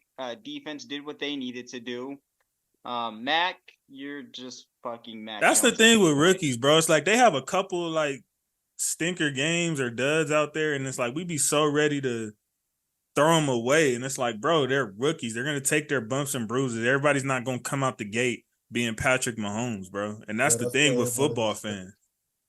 They expect you to be a guy like Aaron Rodgers or Brett. Right away, it's like you have to build into that. Like even Stroud has taken his bumps and bruises already. We'll get to his game in a minute, but you know what I'm saying? Like that's it happens, bro. Like fans are more impatient with, I think, quarterbacks than like any other position, like front office, anything. Like quarterback is like the number one scapegoat in football, I think. Yep. And I think something that's underrated is like if they're in a bad scheme, that can throw away their whole exactly. It F's up their career sometimes. Yep. Sometimes they never even get to reach that because they were put in a bad situation. And then there's people who come into great situations who end up having longevity off of that Hall of Fame careers where one wrong scheme, anything could have derailed that whole split.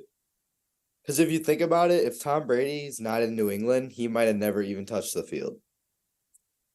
Damn, well, I didn't know injury though. That far, damn. Like let's say that Tom Brady. I mean, he was a very low pick, so that's not far fetched though. But like, let's say if Tom Brady's on another team and their QB doesn't get hurt, he might never touch the field. The GOAT. I'll take that GOAT. I mean, you're right on that one. I don't know about that other spit you brought up.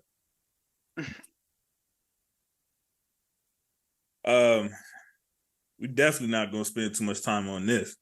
Seahawks and Baltimore. Lamar Jackson is. Oh, talk that spit. Hold on, talk that spit, GA. Talk that spit. Lamar Jackson is elite. But he do it in the playoffs. Talk that spit. But I was trying to tell these niggas he do it in the playoffs? All summer in the prediction episode. We had fights about this spit. They sitting as the best team in the No, league. hold up, That's JC, standard. real quick. I think They Baltimore's the were best team in sitting the as the AFC. best team. They were sitting as the best team when they were 14-2 a few seasons ago, and they got knocked out by the Titans. That was We're wasn't not that going to Ricky go Lamar, into though? this again. I did not say they were going to win a Super Bowl. You guys act like these niggas wasn't even a playoff team. That was what the issue was. See, you like to go to 5 different ends of the spectrum, and it makes no sense. We did not say that, oh, it's crazy. They're not a playoff team. That's not what we said.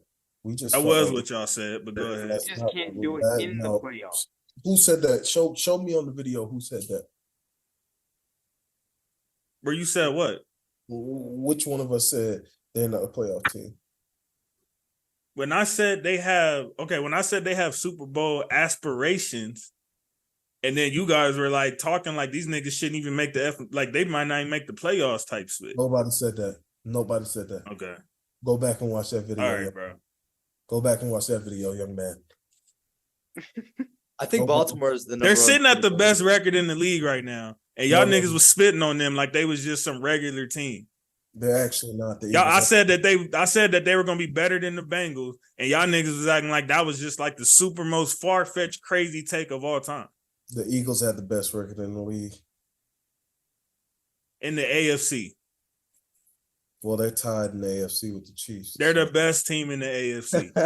Tied with the Chiefs. Hell, okay. I got Ravens over Chiefs as of right now, though. Technically, the Chiefs are over the Ravens because they have a better conference record. This nigga still hating, boy. That's what crazy. Who I sound like? I can't wait till the playoffs. Dre, who I sound like? Who I sound like? I can't wait till the effing playoffs. Sound real familiar, don't it? I'm pulling for Baltimore now. You know what would make it even more satisfying if they beat the Jags. That's who I want them to beat. I want Trevor Lawrence to throw 4 interceptions again like he did last year, but he ain't gonna have a effing kicker on the Ravens to bail him out like he did with the Chargers last year. So that's what I want to see. You better hope it ain't Baltimore and the Jags in the playoffs. I mean, it was the quarterback who bailed them out, and they beat them last year, and they play again this year. So it was the who that bailed them out? How was it the quarterback that bailed him out? He firmly outplayed Lawrence. What are you talking about? He outplayed. It's funny. He missed plenty of throws, especially in that second half. Plenty of throws? Plenty of throws? Do I need to go pull the stats up? He missed. Do I need to go pull the stats up? In the second half, yes, you can go ahead and pull the stats up, nigga. In the second half, when niggas kick, he's getting down the field. If the nigga don't make the kick, how is that Herbert's fault? What, he was supposed to go for it? Oh my gosh, I just said he's missing throws that could have put the game away. He missed 2 touchdown throws and another. And that's worse than throwing 4 interceptions in 1 quarter. Who won the game? Lawrence is resilient. See what I'm talking about? Came back and won it. And honestly, Justin Herbert so far this season against good teams has been mid. So, thank you. When they beat us, they beat us off the back of Khalil Mack. He only had like 170 exactly. yards. It's off. Yeah. Serious. Fuck out of here. He's overrated. He playing better than y'all favorite quarterbacks. That's y'all 2 niggas talking about. Against mid team, he against decent. Herbert is playing better than both of y'all niggas' favorite quarterbacks. Your team quarterback, he playing better than. And your favorite quarterback of your true team, he playing better than this season. My true team. Their record is just effed up. That's crazy. That's their record is just. It's okay. Now here's the game. Here's the game I couldn't wait to talk about, because this is a guy on week 1 that I told y'all was like, this nigga look poised. He look a little different. I know the numbers ain't showing it right now, but I see something in this little nigga. After game 1, week 1. And I think we finally seen the explosion that looked like it was on the bubble or brink of. I don't remember that happening. We got the Bucks. I could put money on it, nigga. That's what you talking about. I know my clips. I don't remember that happening. We got the Bucks. He got receipts. Texans. We had us a shootout, fellas. That motherfucker CJ Stroud. I didn't start him in 1 league, and I was like, Stroud, I was familiar with your game. Stroud is him.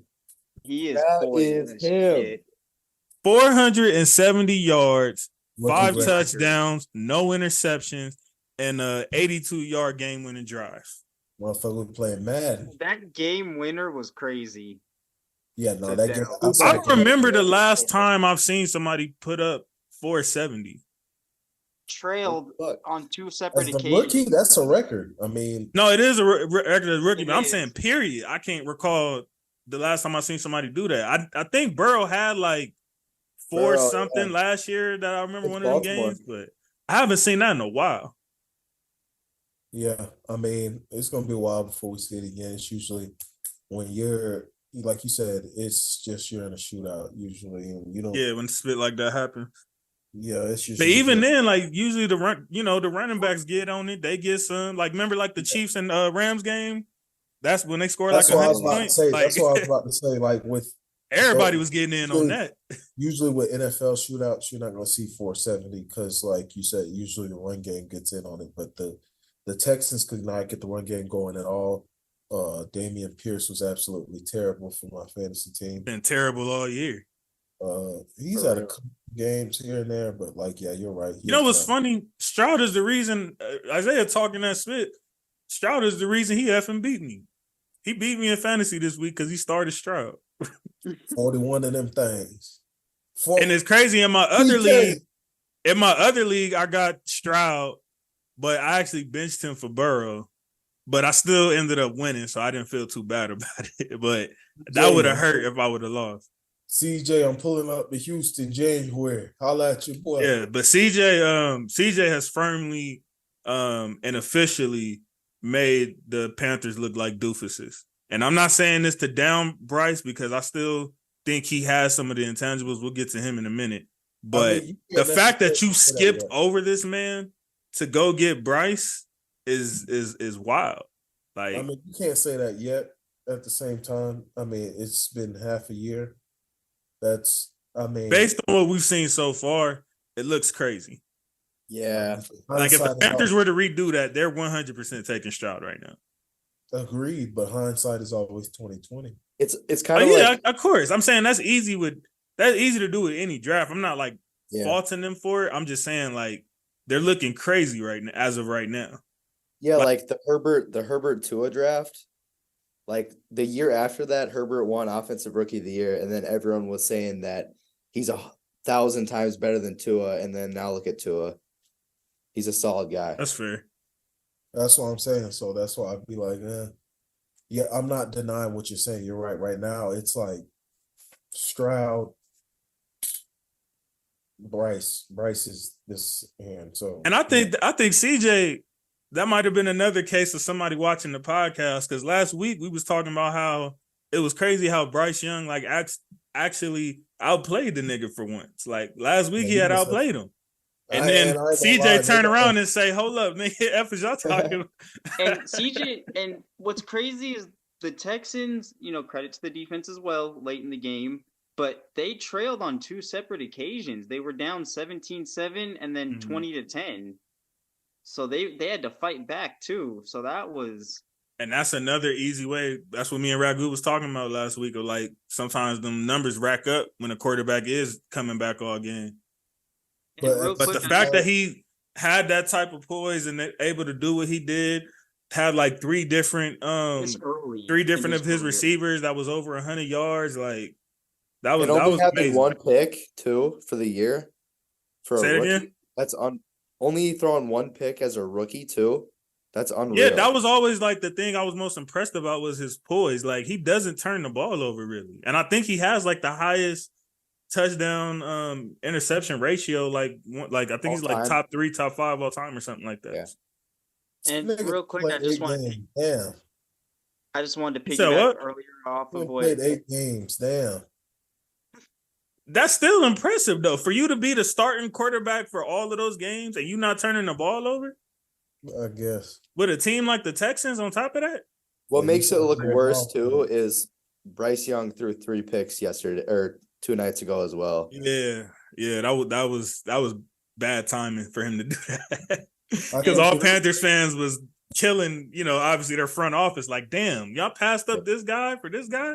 But like I said, we'll get to that game in a minute because I I'm think not. I think also CJ came out with some fire after that Bryce game because they're friends and Bryce probably sent him a text like, hey, man, I whooped that ass this Yeah, he week. probably was talking that shit. Exactly. And CJ Yeah, like, okay. And real He like, quick, I want to watch That's the this. thing. People are pitting these two like together probably for the rest of their careers, but them niggas is really tight though. Like they really good friends. Yeah, they've been friends for some time now.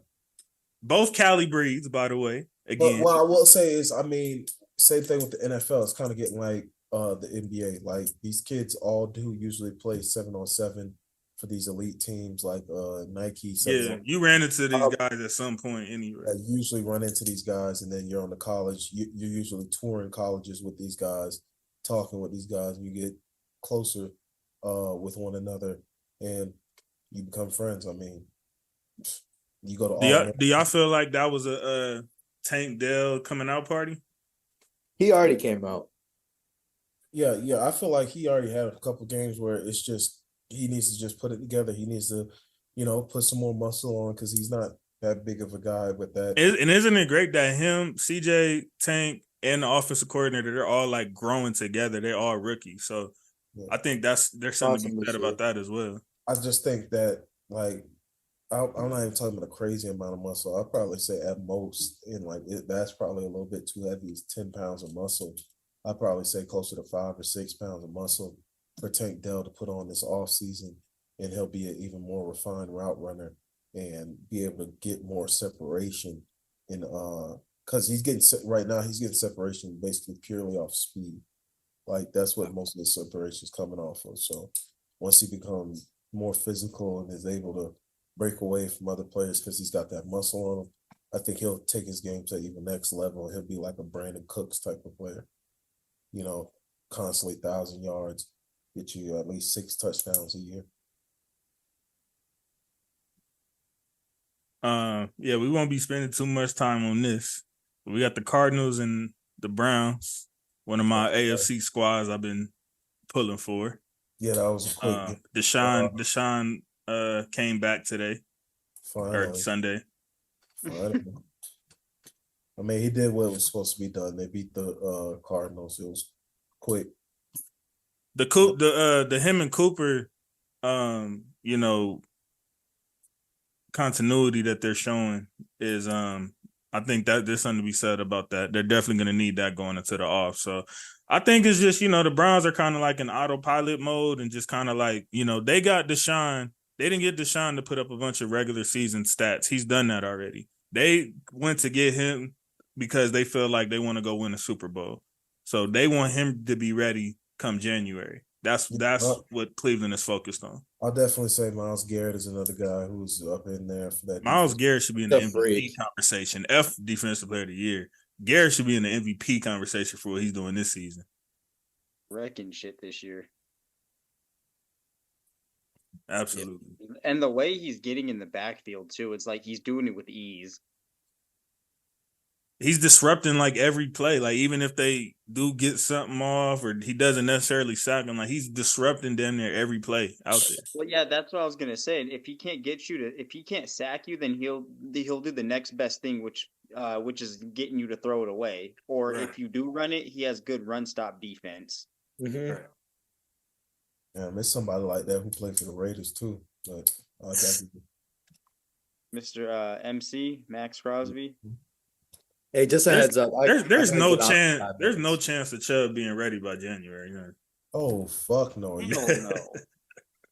Damn. Wishful thinking. That's just like Aaron Rodgers' crazy ass talking about some. Yeah, I'll be ready. Yeah, y'all been hearing them chirp. Hey, bro. Hey, bro. I'm like nigga. You are 40. I was like, this is some shit I gotta see. That happens.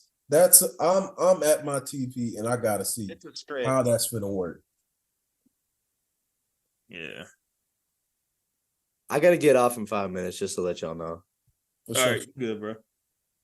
We got Colts and Panthers. I have no words for this game. I didn't even watch this shit.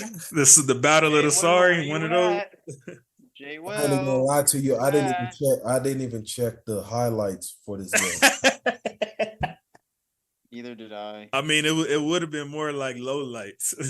I just know CJ was ass in this game. Or what's his name? Bryce Young was Bryce. ass in this game. Yeah, that was terrible for him to have that performance, and then CJ had the performance he had on the same night. Is crazy. But again, like I said earlier, I'm not like, it's a rookie. They're gonna take their growing pains. Also, the fact it's not even just Bryce. The fact that this nigga don't have more than 1.5 seconds to throw the effing ball. I mean, that's like we were talking about earlier with situation. He's in a bad situation. They don't have any weapons really. They traded. They pretty much like cleaned house, but then just told him, okay, go out there and resurrect our franchise. So, Bryce is in a compromising position, but I have seen some flashes of what can be when it comes to him. I know he's a little undersized, but yeah, I'm not gonna put. You just got to get him a line that can block. I mean, that's just simply what it is. Yeah, set him up for success, man. That's half the battle right there. Time to process what's out there on the field and give your team time to get up the field. Mm-hmm. Yeah, we already did that game. Cowboys and Eagles, the America's rivalry. Hey, real quick, is it just me, or if you watch that game, that last drive, how the hell all those penalties? Well, I was about to say that whole last drive. And then that whole last drive was how to not play football, like both sides. Oh my God. But it's a rivalry game. It's usually a tough game. The Eagles pulled it out. Both teams still sitting in pretty good position to, I mean, the Eagles were already leading the NFC. Dallas, another team that don't be beating nobody. That's true. So that's for sure true. We know. I felt like Dak played really well too. They'll get to the wild card. They just might win the wild card. That's possible. Depending on who they play. Exactly, depending on who they play. And then they'll lose. I think I had these niggas getting 12 wins too. I think that's what over with. It's not necessarily. Let's see what the rest of their schedule looking like.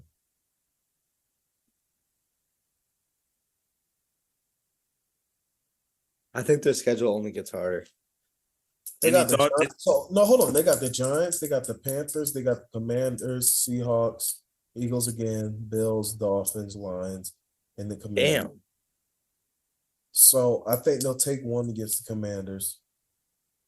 They just lost. They lost to the Cardinals. We can't even do that with them. I just said I think they'll take one.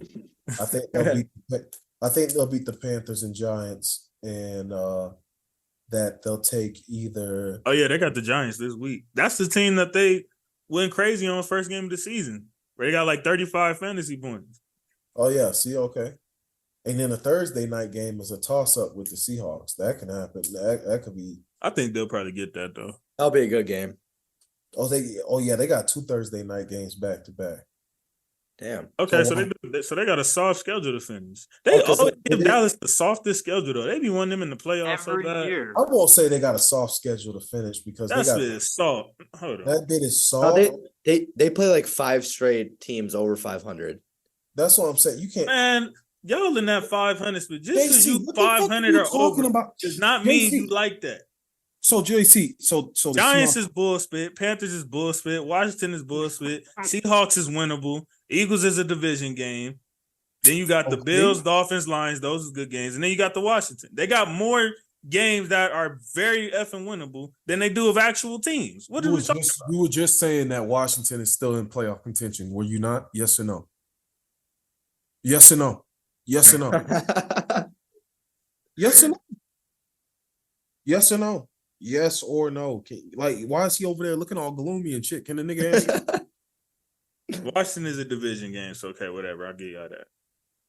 Okay, so the Eagles aren't good. The Eagles aren't a good team anymore. Like just because the Eagles. I didn't mention the Eagles as far as being a bad team. I said the Eagles, Bills, and Dolphins is like the teams that they actually play. Everybody else is mid-grade or less. Okay, that's fine. So my question is, do you consider the Seahawks to be a good team? Yes or no? I mean, do you consider the 49ers to be a good team? Yes or no? Niners, yes. They have the same record. And they play in the same division. Niners is on a bad skid right now, and they haven't had their number one receiver. On a bad skid. Man, get the fuck Debo's been out for those 3 games they lost. And Brother, Trent Williams. I mean, yeah, that kind of matters. Brother, I told you I picked the Seahawks to win that division. The Seahawks are a decent team. We're not going to sit up here and talk about fucking mid.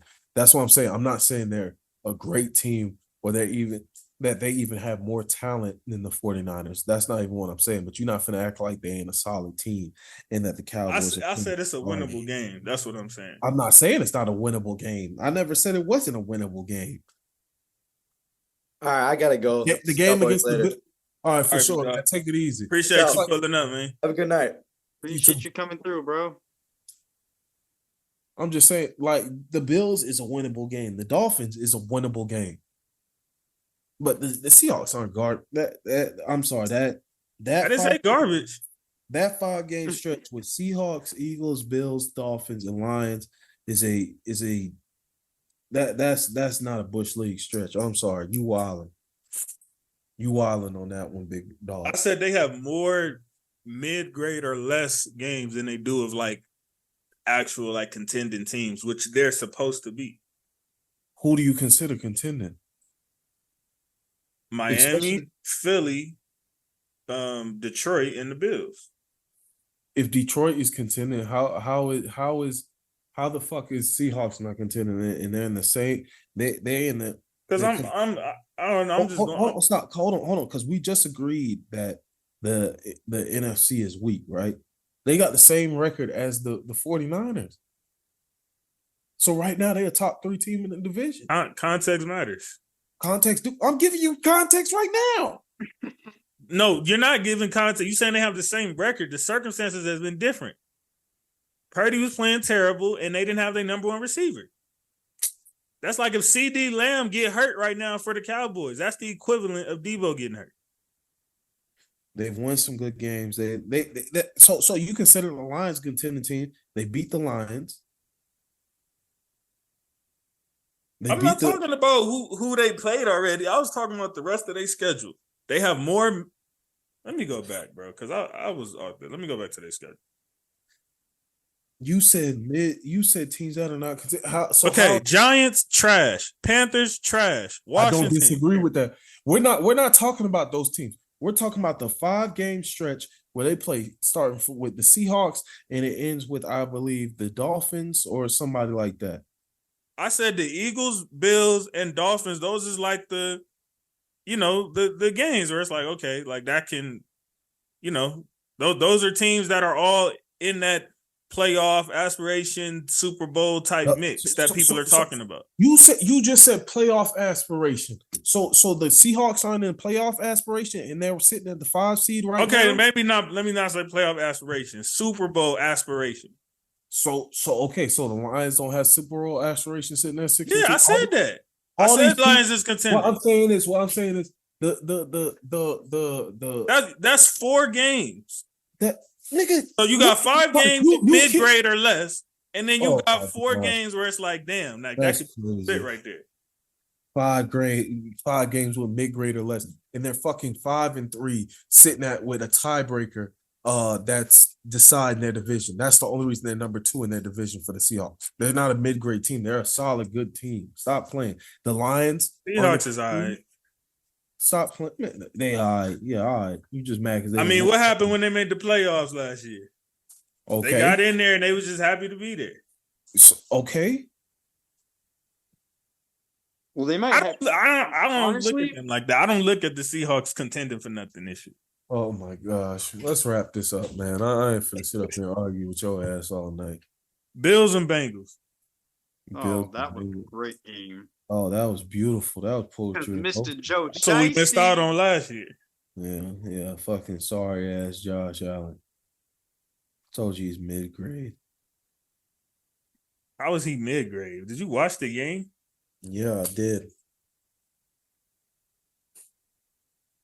Allen was the only reason they was actually still in this shit. What are you talking about? They was actually still in this shit. Nigga, get out of here, man. Cut it out. threw an interception when he was needed. He's a scrub. The interception that wasn't his fault.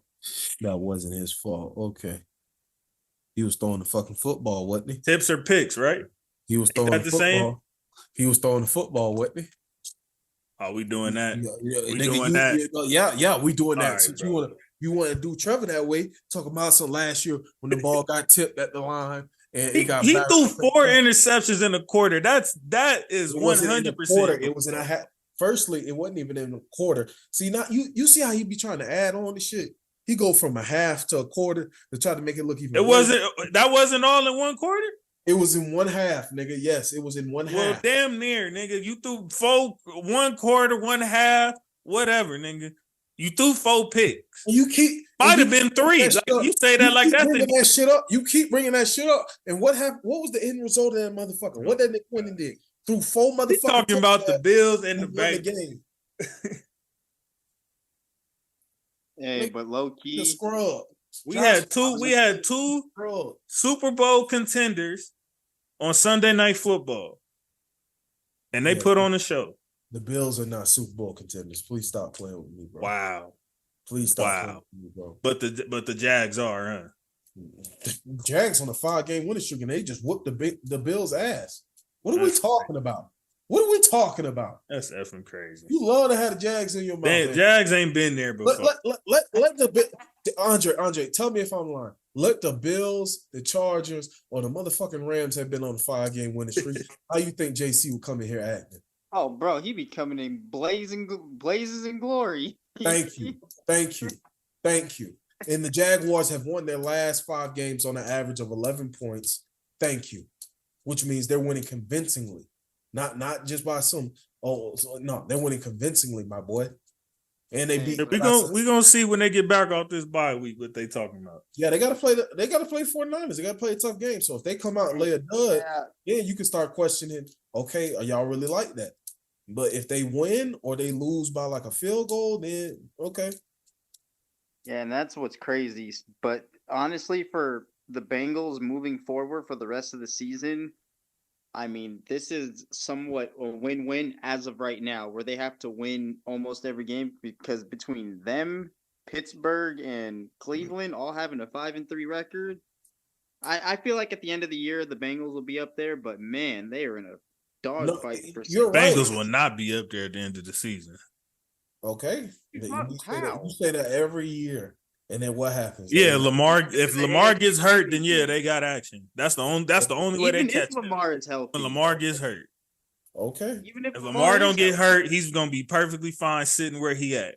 Okay. That's what you talking about. Okay. I'm not saying Lamar won't win the real quick, I just want to throw in there if the Ravens do win the division, that's cool. That's cool. You won the AFC North, but then once they get to the playoffs, it's bye-bye. Depends on who they play. Because that's when the Bengals excel. The Bengals do excel the most in the playoffs. Well, they got to make it first, nigga. Tell them do that first, then we can talk. They will.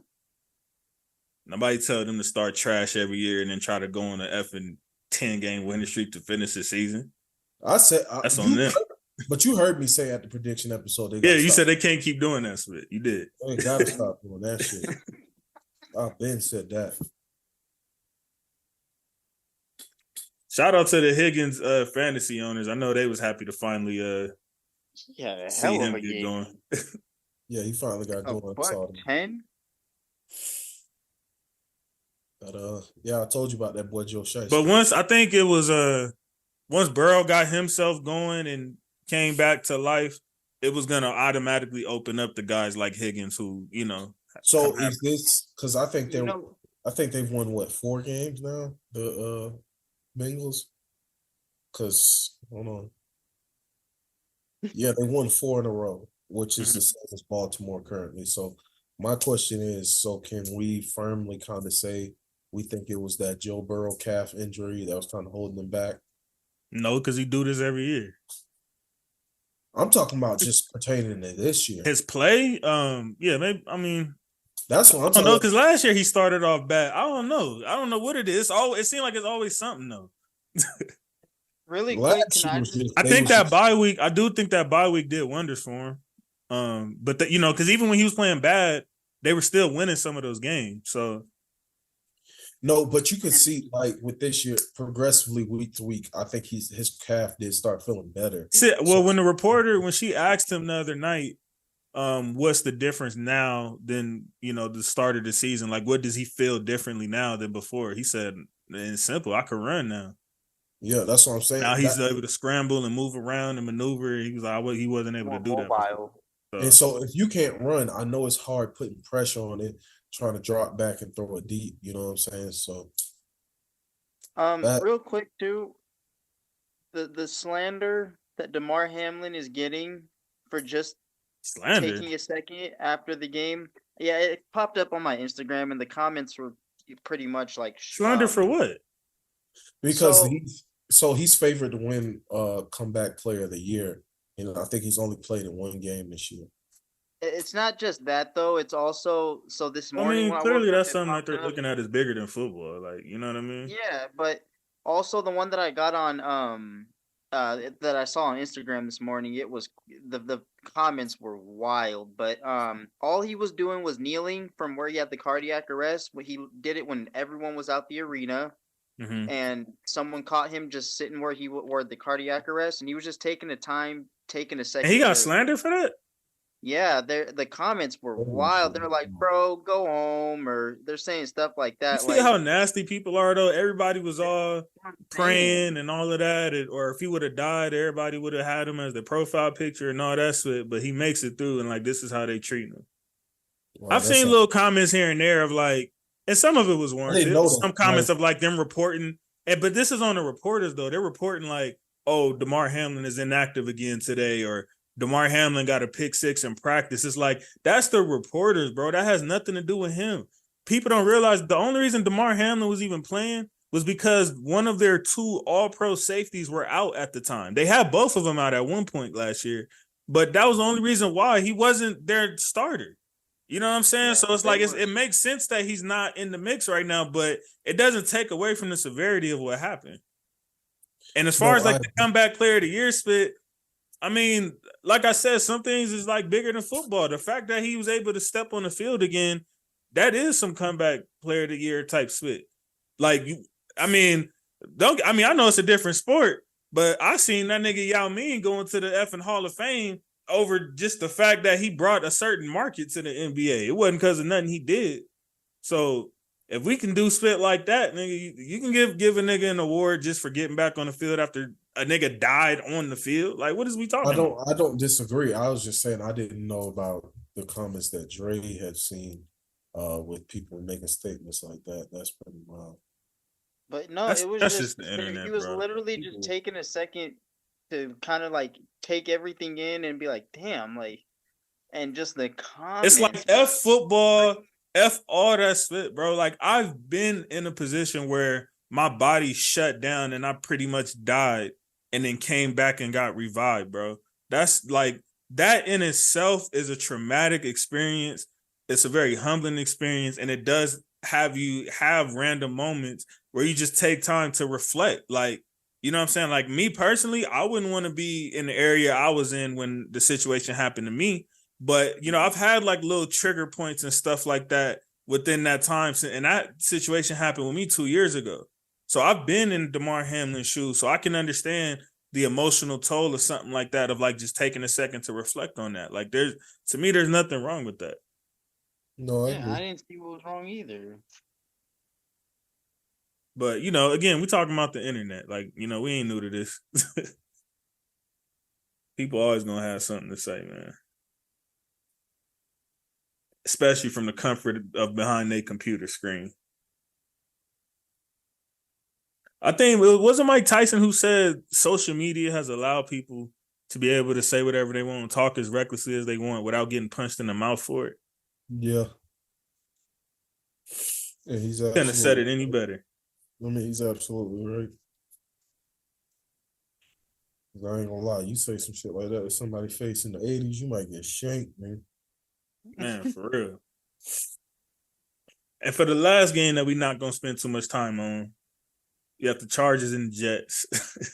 Honestly, the Jets have so much to clean up. Real quick, Yeah, all this I'm team, throwing in no, is all I'm throwing in is I literally, and I'm not, and even though I'm not a Jets fan, I threw my phone because the lack of scoring for the Jets was already killing me. But when they got to a 4th and goal at the 1, and it was already over, all you had to do was score, and they couldn't even do that. But that's also credit to the Chargers defense, what Herbert's been writing. Sorry, yes, you sir. know. Yeah, you ain't but been the looking at the defense has been stats or carrying them. watching the game. You I haven't been promise looking at the you. stats or watching the game. But other than that, that was real agitating to see the Jets struggle all night and then finally get an opportunity to score and they blew it. It would have been a garbage touchdown, but shit, like you couldn't get. It was a tough Didn't even night do for that. them, but yeah, but huge ups to the Chargers defense. Played well. I will say Keenan Allen did have an incredible catch midway into the game. That shit was nice. One-handed it. But yeah, other than that, Nigga said he ain't get carried by the defense, and this motherfucker had 136 yards. Nigga, that's Yeah. one On game. That's the 19 best game they first. had all season by far. That's one game. He said it like that's been happening all season. Let's go back to that Raiders Herbert was game. scorching niggas before that nigga broke his split. What is y'all talking about? Raiders game. 167 whopping yards, 1 touchdown, 1 interception. Shall I continue? Shall I continue? How many I completions? got you. I'm They gonna got go to what 13 his stats was before he broke his split. Because he was 19 and 30 last night.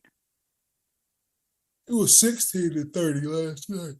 I mean, 16. and Okay, I'll 30. give you the Vikings game. The Vikings game, he lit shit up. Let's see, Bears, he should lit shit His up. first game, 229 for a tutty. Second game, 300 yards for 2 tutties, no interceptions. Third game, Don't tell me about L's. Don't tell me about L's, partner. Don't tell me about Vegas, he didn't have to do much because them niggas is trash. But he scored a touchdown, 1 And he interception. threw a pick, didn't he? He threw a pick, didn't he? He Dallas, threw a pick, 227, include the 1 interception. interception. Don't see. This is the shit I'm talking about. You give lack of context to our fans to fit your narrative. No, this is not CNN. Bro, This he is not- broke his effing finger. What are you? No, this is not Fox He News. literally broke his finger, bro. This is not. That was when his play started sliding off, and he still was balling. This is not. What are you talking about? This is not OAN. His last 3 games against Dallas, 227 for 2 tutties.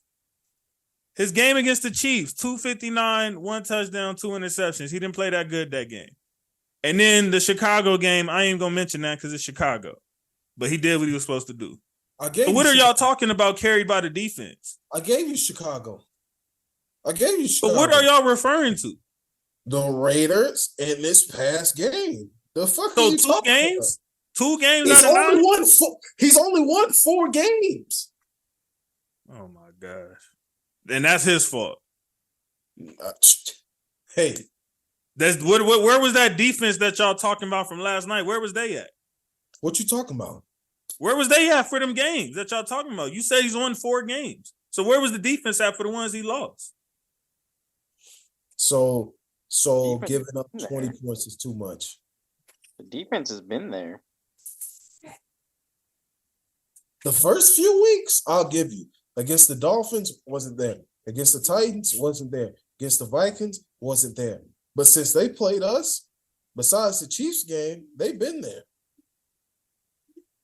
Yeah, and he was hurt. Like, Oh, yeah. Make it. so what is we talking about? Yeah. You see the smirk on his face? Look at it. He was hurt, bro. Look at Like, it. what are we talking about? Look at I it. been said that.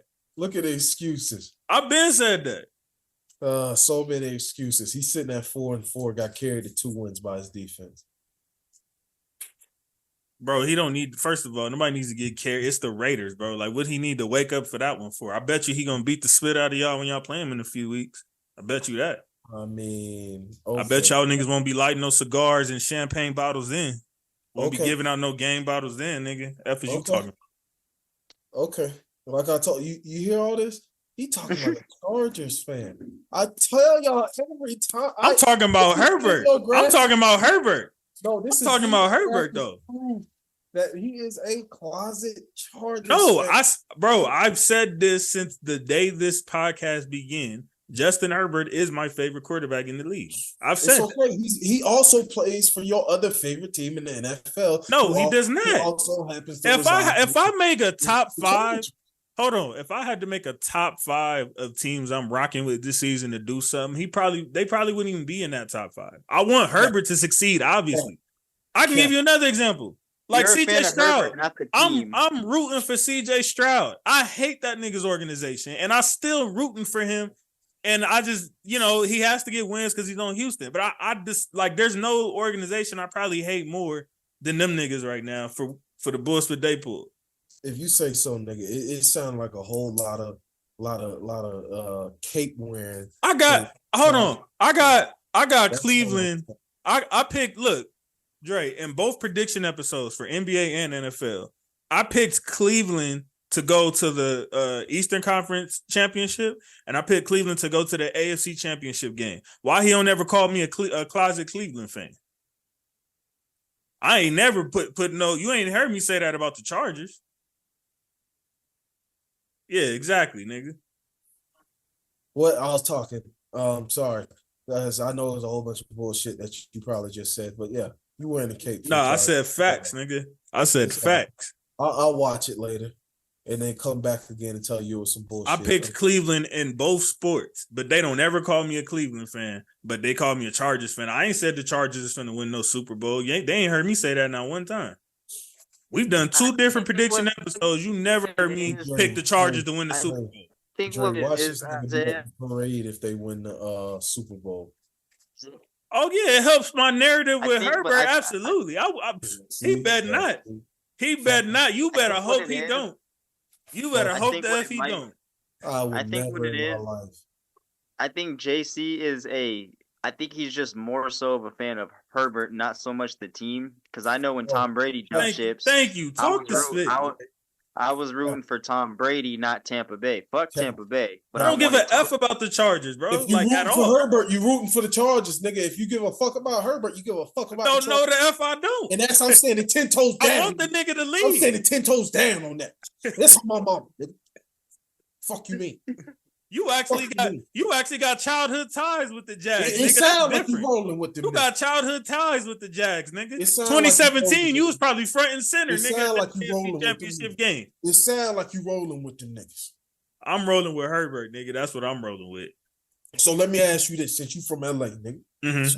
So imagine me. I'm a blood, right? I'm a blood, right? You a Crip, right? Let's say this, right? We obviously opposite gangs, they got beef and everything. But we family and shit, nigga. Okay. Fuck that. We brothers, nigga. We grew up in the same exact house, nigga. Okay. If you give a fuck about me, you give a fuck about the Bloods, nigga. No, no. Chargers don't got no business here. Chargers ain't even holding they end up the bargain with the SoFi Stadium. I'm just up here bullshit. Yeah, that ain't. That have to take me serious. That whole. Hey, please, when I'm in LA, just know I was on some bullshit. Please don't take me Chargers serious. is the Clippers of the NFL. I'm a jokester. I'm a funny guy. Please don't take me serious. I got a question before we finish our Week 9 recap. I'm not gang affiliated. Let me further state that. I'm a weak guy. Gang affiliated with the 904. No, I'm not. I'm a civilian. I am a civilian. I go to the police. I snitch. Fuck you talking. That's what you're supposed to say on camera. Good job, brother. Nigga, fuck you talking, nigga. That ain't for camera. That's for real. I'm not no gangster. I don't want any beef. I don't want no problems. I got a question for y'all niggas, man. So let's say you guys are a coach, right? Or you can say a fan. Or no, I'll go coach. Let's say you guys are a coach of a team, right? And Patrick Mahomes is your quarterback. Okay, bet. Derwin James has a pick 6 and Mahomes has to tackle him to stop this pick 6. Do you want Mahomes sticking his nose in, putting himself out there to try to tackle somebody like Derwin James. What's our situation? Yeah, it's not to win the game or nothing. It's just, it's a back and forth type of thing. Let's say it's in the second quarter. Do you want him to do that? I'm saying, like, I need more context to the situation. Like, we talking about beginning of the season, playoffs on the line, Super Bowl champion. Well, since it's Derwin James, so regular season. Regular? Okay. Regular season is playoffs on the line for this. Look, bro, you and all these damn scenarios. Because I'm just saying, what I'm saying is, like, bro, if we talk about, bro, it's first game of the season, bro, and like, bro, it's second quarter, and it's gonna put them up 7-0. And I get it, like, yeah, you want to see the effort, but at the same time, like, if it's like an angle or a possibility he'll like strain himself, then no. But like, if we sitting at, let's say, 7-5, and if we lose this game, it's like playoffs is pretty much damn near off the table or something like that, then yeah, I'm gonna want to see you go ahead and make that dive and tackle the player. Or even if it's the Super Bowl, hell yeah. Well, Super Bowl, yeah, because you got all summer to heal. So yeah, Super Bowl, or playoffs, I could see that. That's why I say regular season. Mm-hmm. What you think, Jay? Honestly, he kind of hit it on the head. I kind of wanted to say something along those lines, and he kind of took it from me. So cool, thank you.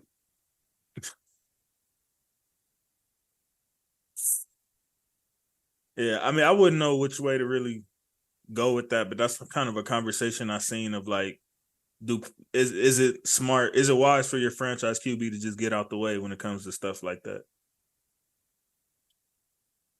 Because, like, the whole argument about Cam not diving on the football. Exactly. Now that I would have liked to. I'm not sure what was going through Cam's mind because I didn't really look into it much. But from the angle that I saw, I don't. He definitely could have dove for that. That's what I'm saying. I don't know.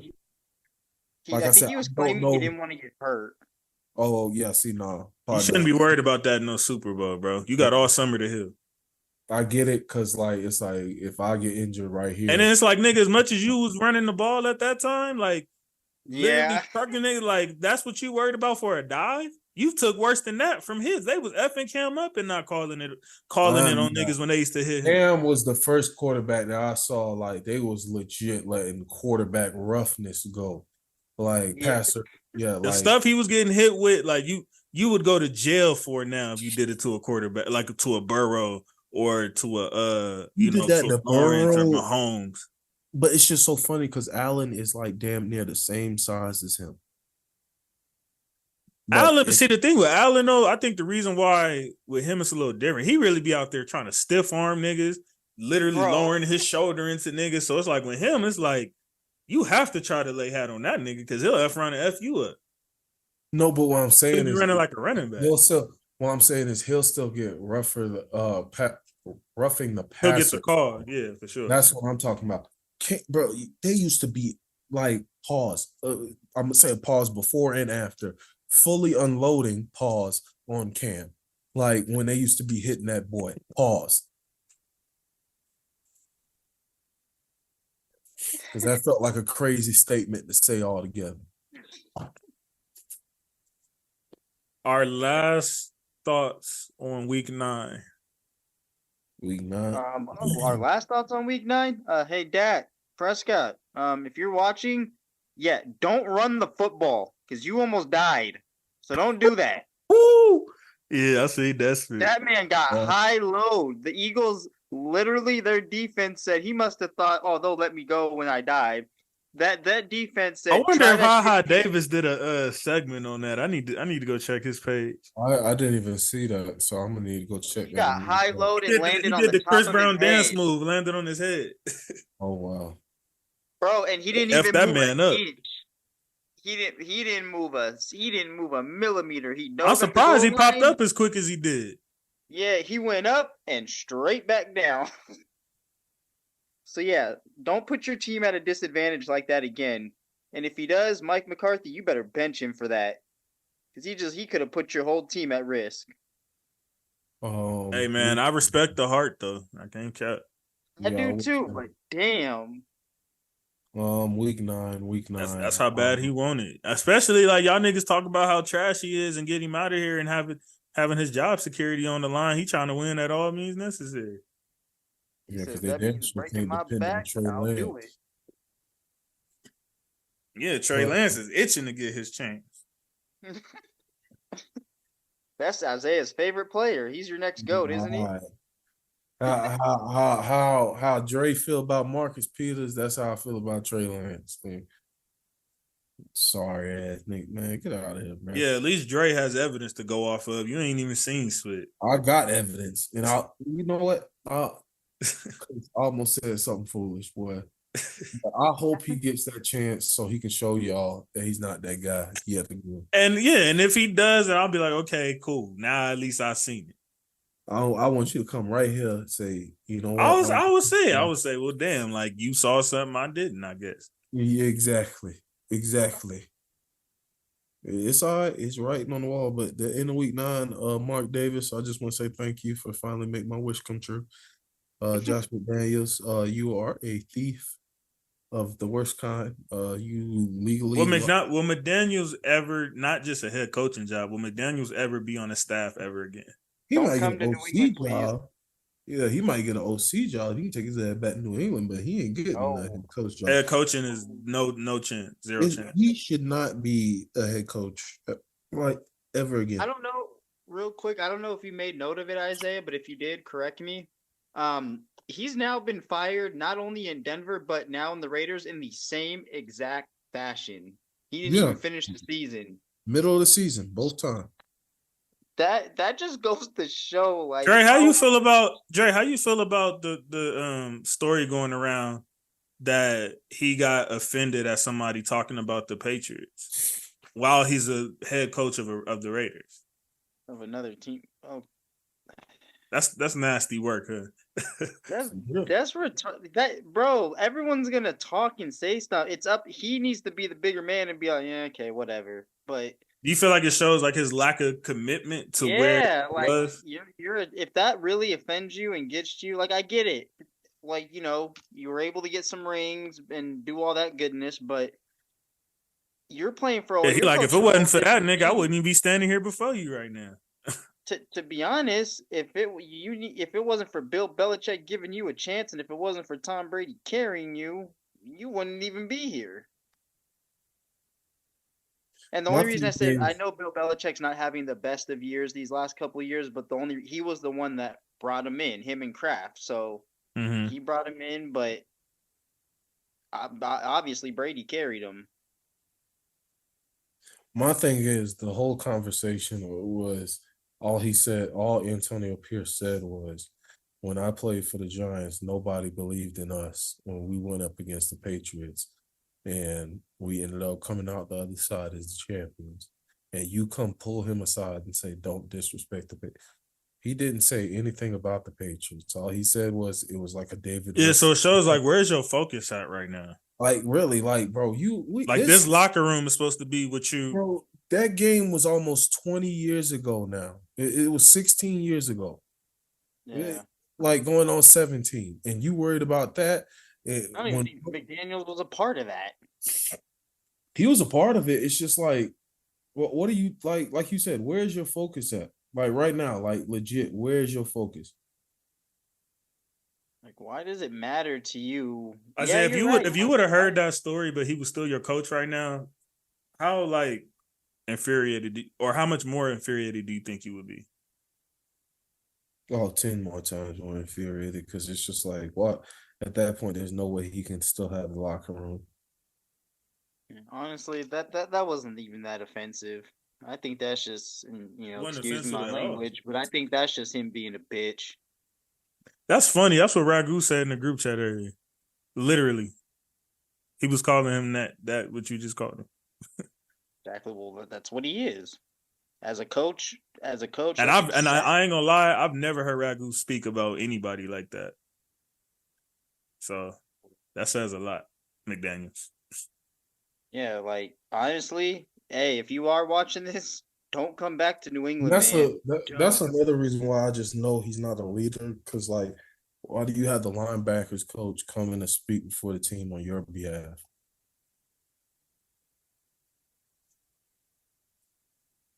Like, Man, bro, you got a whole point right there too. That's crazy. I didn't even think about that. But you don't stand on no type of business, boy. You a sucker, boy. And I promise, boy, if I ever see you out in Vegas, boy, I'd have some words for you.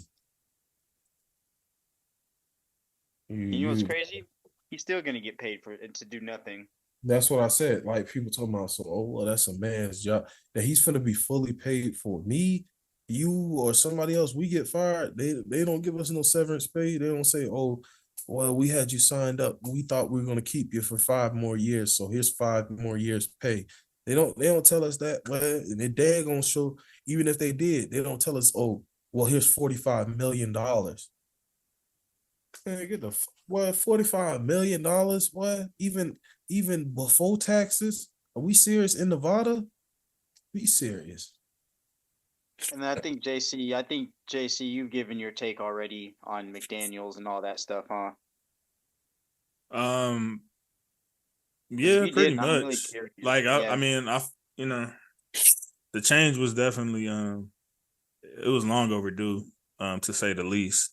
But I understood why, Mark Davis was going to fully and thoroughly, make sure, because it's his money. It's not the fans' money. It's his money. I'd say, like I said that 5 times at the top of the thing, like, bro, he did cut a big check to fire the both of them mid-season and mid-contract and say, you know what, yeah, I can't take it no more. Like, because I think that's where he was like smarting up to the fans when we lost. And then where was that? Who did we lost in SoFi to the Chargers when Mac his career game, and he was like smarting up, and I think that's what he was referring to, because he's like, if I cut a check for $100 million, then I'm not going to really be able to give the next head coach a big contract. But with Antonio Pierce, he has coaching experience, but not NFL head coaching experience, so he's not going to get a huge contract if he does take over this job. So that kind of softens the ball a bit. And then my last week 9 thoughts, it was all worth it, my guys. It led to this. It was all worth it. You know what I'm saying? We're gonna take the growing pains, bumps and bruises. I don't know what route they're gonna go, if they're gonna go for the top 5 pick or they're gonna go for that 7 seed, but whatever they decide to go, I support my franchise. In McVay, we trust. The only thing I'm gonna be holding my breath on and praying to God is that AD and McVay don't leave us hanging this summer. If they do, then yeah, I'm gonna be looking like y'all two next season. But as of right now, I believe we got the cap space. We got all of our draft picks as of right now. So I'm just being patient. Like I said, it's hard for me to complain. Like we went all in. The Niners is doing right now what we did in 21. And if they don't win, that would be even worse. So at least we won. So I'm still in good spirits right now. And I'm not saying I'm not disappointed about losing to teams like the Steelers and the Packers, where I feel like we could have won that, but I'm ready to rock and roll, man. Take the bumps and bruises. It's been more good times for me as a Rams fan in this little time than bad. So, you gotta take the good with the bad. I had like one poverty season as a Rams fan. So well, and that's the thing too about sports too. Like after a while you kind of come to terms like, hey, you're not gonna be good forever. So take what you can it's somebody else's turn. You know what I mean? That's all it is. Take what you can get out of it. Especially in football. It's not like basketball, where basketball you get the certain personnel, you're gonna dominate for years to come. Football, it don't matter how good you look on paper. You're not just finna do that every year, unless you Mahomes or Brady. That's it. And honestly, anyone that's been able to witness a Super Bowl with their own eyes, like even if it's just one, don't ever take that for granted, because you'll always remember where you were, yes, indeed, when it happened, who you were with when it happened, the journey to getting to that point, all that shit, all of that. Couple more things, man, before we get out of here. I just want to know, y'all, So this is what I was gonna ask. Who y'all think is looking the most dominant? Like y'all top 2 teams on the West or on the East that y'all think, not record wise, but who y'all are just looking at? Like, okay, these 2 teams look scary. But Dre, I know your team just got they wig pushed back by AE last night. I'm sure you've seen that. So I don't know if you have a comment on that or not, but no, I don't. That shit was terrifying. Yeah, who's a couple of the teams that y'all looking at right now? You like, y'all look like y'all, like y'all got something going. Even I know it's super early.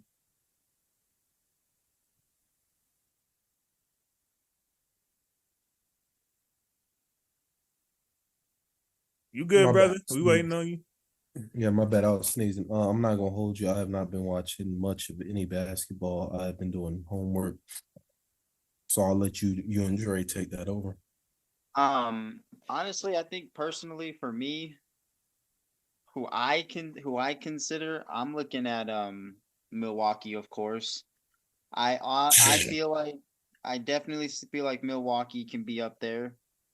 Where did my other squad go? I made my list. Hold on. I definitely see what do you call him? Gerberkich or whatever? Jokic and the Nuggets. I see them being there. I see the Warriors there. I don't necessarily see the Clippers or Lakers there. So yeah, I'm going with I think Milwaukee will be there at the end. Not the end, but I think Milwaukee and Denver are looking the hottest right now. Pause. Harden's debut was a stinker. Surprise, surprise. The only thing we have to realize is can they stay healthy, all of them? And that's the first question, and then they got to figure out their rotation. And then, Russ has got to come off the bench if anything. Somebody got to come off that bench, bro. And I mean, out of the personnel, I would say it's Westbrook, and that's not to say Westbrook is trash or a bad player. I just think personnel wise, just like I said with Chris Paul should come off the bench. You see, he's coming off the bench for Golden State, and it's been amazing for them. I think that's the type of role Westbrook should take as well. And let Harden start at the point. Yeah, and I'm this NBA season, it's gonna be interesting, ain't it? This year. But real quick, just I understand it now, but what's your thoughts on this whole in season tournament thing? If you've watched it, if you've watched them. I mean, I told y'all how I felt about the play-in, so you can imagine how I feel about an in-season tournament. Bro, when they were breaking it down, when I was covering the Knicks game, I still don't get it. Yeah, I was like, bro, what? I get they're doing it for entertainment, but what they're doing, they're trying to. What I think they're doing is, and I don't think it's gonna last. But what I think they're doing is, I think they're trying to sell something to the they got the TV contracts coming up, so they're trying to sell like, look, we're trying to get the views back up. We're trying to get these players to take these games more serious. Honestly, I think they'll take the game serious anyway, but I think when they did the 65 game thing, like I thought that was kind of a little too much. I thought it probably should have been around 60, but I think that's enough incentive to get these players to play. I'm already seeing the difference. Like Kawhi's played like every game, and Embiid's played like every game. Like, you know what I'm saying? AD's played like, I think he's only missed like one, if that. Like, so I think we're already seeing the difference because it's not just about the 65 games. You're talking about their money now. And I'm not just talking about 1 million, 2 million. No, we're talking like a possible $40-50 million difference at the end of the season. Yeah. So I think that was good enough as far as like getting them to get out there and play more. I think that's all you need. I don't think you need to add the in-season tournament thing, and I don't know why the Players Association even agreed to that. Yeah, I don't think so. I don't know why either. I honestly feel like that is so dumb, but it's just so far this season, I definitely have Milwaukee definitely at the top. Not only do we have to worry about the health wise in terms of the Clippers, but we also have to worry about. So you don't got your team? Man, I want. You don't believe it?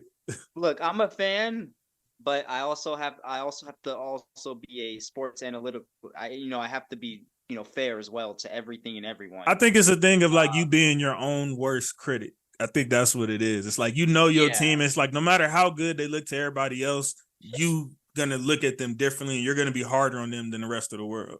On the red, yeah, and I do have them. If you want to go like top 4, I definitely see Boston, Milwaukee, Eastern Conference Final. That I think everybody got that right now. But we still have to worry about, even though they're still not like as strong, I still worry about Miami because they're always a problem. Always. It doesn't matter what their record is. They are always an issue. And it looks like Jimmy G Buckets is going to turn up early because of their record. So it looks like he probably can't afford to wait until playoff time this year to do all that. He scored like over 20 his last 3 straight games. So he's turning up because he knows like he doesn't want to get too behind. So he might not be able to coast this year like he usually does, and then turn into Michael Jordan when the playoffs start. Yeah, I'm really excited to see where Miami's going to go. I don't have them East Final, but I do have them like as a second round exit. But and then last but not least, we have crowned a world champion since the last time we filmed, which are the Texas Rangers. For the first time in franchise history, correct? Hey, shout out to Jacob deGrom and Max Scherzer. Y'all boys got a ring, and they were with the Mets for a while. That's crazy. Even though deGrom was out for the season, that man still got a ring. He played a little bit before getting, I think it was Tommy John surgery, I believe, the end of the season. Mm-hmm. But boy, if the Texas Rangers can get a healthier bullpen next year, I don't see why they can't be in the running again. They played they ass off. You want to know the crazy thing is, during the regular season, they struggled. Like, they were hot, and then towards the end, they kind of fizzled out a little bit, even to a point where we didn't even know if they were going to make the wild card anymore. But then late, end of the season, they got hot again, and then they took that momentum into the postseason. I think they won. I think they were 7-0 in the postseason. If I'm correct. Yeah, I think they won. I think they won like all their road games. It was like weird. Oh, right? Yeah, there you go. Road. I'm sorry. Thank you for pulling that in. Woo! 7-0 on the road. But and they went 40-41 on the road in the regular season.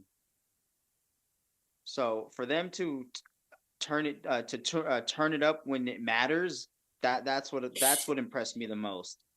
Pitching was outstanding, 4.77 in the regular season ERA, and then 2.16 in the postseason. A lot of good. They had a nice piece of hitting, and again, they weren't looking to nuke home runs. Their goal is just to get someone on base and home. That's it. If a home run comes, then so be it. Shout out to Corey Seager on World Series MVP, by the way. Any last thoughts on that, Isaiah? Corey Seager, miss you, buddy. Congratulations. Just glad the Astros didn't win. Preach.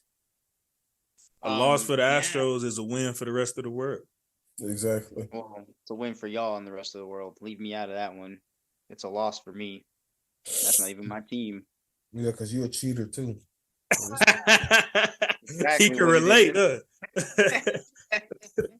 As a matter of fact, did you see real quick that Michigan's being caught up for the sign stealing situation? Hey, Michigan, I don't like y'all because I'm an Ohio State fan, but hey, do what you got to do to win. That's nasty work. More power to you. Well, for once, we don't got no games to get to today. For some reason, there was no NBA games today. What's y'all thoughts on? I got something for y'all before we get out of here. LSU Colorado upset last night. I'm not gonna put too much into it, but Colorado's not a bad team. I mean, the Lady Buffaloes are ranked too. I will say, you clowns couldn't wait all summer to attack that girl, man. Like, y'all niggas been waiting to Angel Reese. Like, these niggas was celebrating like it was a Super Bowl last night on Twitter, bro. Like, it's just weird that they do that with like Angel Reese, Coach Deion Sanders, like when they finally lost the game or whatever. Like, okay, they lost the game. I'm sure they'll still win their conference. still make the tournament, and I'm pretty sure they're still favored to go to the Final Four. Do you think Angel might have been having a little too much fun this summer? Because I ain't gonna lie, even during the summer, I was thinking, like, I ain't gonna lie, like, she's really basking in this celebrity, getting. I mean, I get it, like, she's building her brand, but like, it just seems like that was the vocal point. And disclaimer, I don't know this woman from a can of paint, so I don't know what she did in her private time. But it just, I follow her on IG and all of that. Like, I'm a fan. And it just looked like her focus wasn't full blown on basketball this summer when she still has at least 1 year left. So what's your thoughts on that? I'll say, and like you said, I agree with the statement. We don't know these people at all. So these are just speculations and allegations. So please do not think and take this as definite news and go sell a degree. That's why I had to put that out there. Exactly. So that's a possibility, but I don't necessarily think that was the thing here. I think they might have went into the season with just a little bit of the big head, Yeah, that was another thing I was thinking. But she could also go ahead. My bad, Dre. But she also could be playing that part, and I told her I'm fine with it. But, they painted her to be this villain, right? Mm-hmm. They painted her to be this villain, so she's gonna be the villain. It's exact that we could be going in that direction too. I think too. I think Isaiah just hit it on the head because that's something that I was thinking last night too. I don't know, what type of coach they have. I'm not like the biggest like women's basketball fan, but I know a lot of the times when teams win a championship, like for example, Mike Malone, he basically told Denver like last year, get that spit out your mind right now. Last year never happened. That spit is over with. We got to come in with a whole different mentality and act like we basically trying to get that first one. And that's something I even remember hearing coming up, like, obviously on a much, much lower scale, like Little Leagues or Pop Warner. But like times where you won the championship, when you have a really good coach, they'll tell you that spit don't exist no more. You have to go on a clean slate and start from scratch and not come in like, oh, we're the champs, we're this. You ain't spit. And not only that, every team is gunning for you because you are number one, which makes it worse. You don't get a night off where you look at the schedule and be like, oh, I can chill. No, because everybody's going to be gunning for you when you are the champ because you are that, because they're trying to knock you off that hill. You're not circling a lot of games on your schedule, but everybody is circling you on their schedule. So it's a different ball game, when it's on that type of time. Yeah, because it's like, especially with a game like that with the 20th ranked team going up against number one, you're like, that's a ranked matchup. You think number one will take care of business, but it's like for the rest of these athletes, both young women and young men who play in their respective sports, when you see the number one ranked team on your schedule, oh, this will be at the very least televised in our state. You know what I'm saying? And their state. So, and then once news is spread, the highlights will end up on SportsCenter if we end up winning. So I think it was one of those three things. Maybe she didn't focus possibly during this offseason hard enough. Maybe they walked in there thinking it was hot shit and thought that they could just walk over the team. And possibly they just got hit in the mouth by, with the Lady Buffaloes playing really good basketball. They put up 90 plus points, so they had to be playing some good basketball. Because like I said, I just did not see the game last night. I didn't even really watch Monday Night Football last night. So good thing you didn't. Yeah, the football game, I think I watched like a little bit of it, turned that spit off, went to like 3 different NBA games, and then tried to go back to the Chargers game, and that spit was like, bro, this spit is not worth watching. It's crazy because this game was right here in Vegas. I watched my Lakers last night. I watched Dallas game last night. I watched Minnesota's game last night because I wanted to see the Celtics lose. Who else did I watch? I think that was... Fuck you, JC. You fucking asshole. Hey, man. That's always number one hated sports group out of everybody. You feel me? I'm a true Laker fan to the core. I know exactly what my background's going to be. It's up forever. And it's definitely going to be up until we get number 18. I need to pass y'all. It ain't enough to be tied. I want to pass y'all niggas. 18, 17. From what I see in these stats, it just looks like the Lady Buffaloes were just more scrappy than the Lady Tigers overall. They wanted it more. Pause. That's exactly what it looks like. So I mean, I didn't watch. Like I said, I didn't watch the game. We'll see as the season goes on. I think LSU will be fine. They got some games here against some lower mid-major schools before they got a big matchup against Virginia Tech later on this month, where I think that, you know, they'll be able to batten down the hatches, tighten up stuff, build good habits in those games, and get the girls back on track. And also, I want to throw in one more thing. It's not about college basketball, but I just want to say shout out to Caleb Williams. His goal, I know that you're not going to achieve it this year, but the goal was to help USC get a Pac-12 title. That's not going to happen, but also leave that poor man alone because, again, more comments were making fun of this man for crying at the end of when he jumped into the stands and put his head in his mom's arms and he started crying. You guys got to realize they play and work so hard to get where they're at.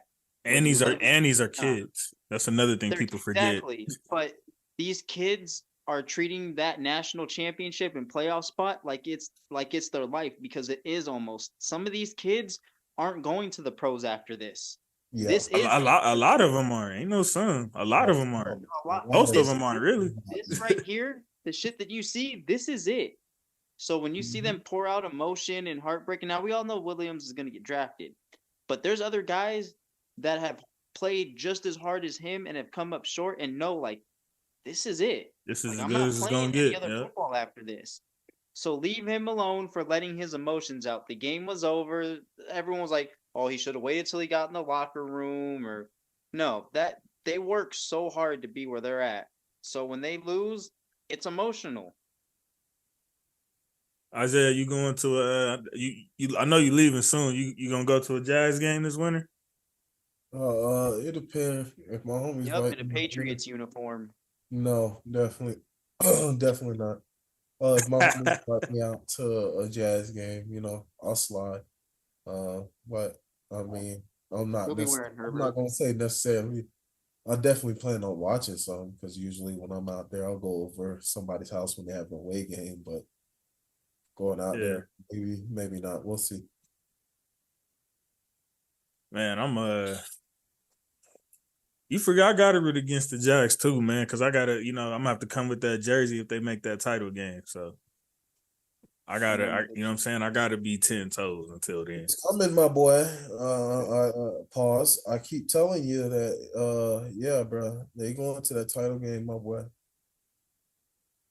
But appreciate my brothers for pulling up, man. It was a great episode once again, man. Episode 75 is in the books. We on the road to 100. Thank you to my boy Galen for pulling up. Dre, Isaiah. Go ahead, I just wanted to say thank you for just giving him an opportunity. I really appreciate you. Oh, of course, bro. That. Like anybody that want to come pop they spit, man, just holla at me, contact any of us, man, and we'll try to figure out something to to get it going, man. We trying to collect our infinity stones of fan bases on the podcast.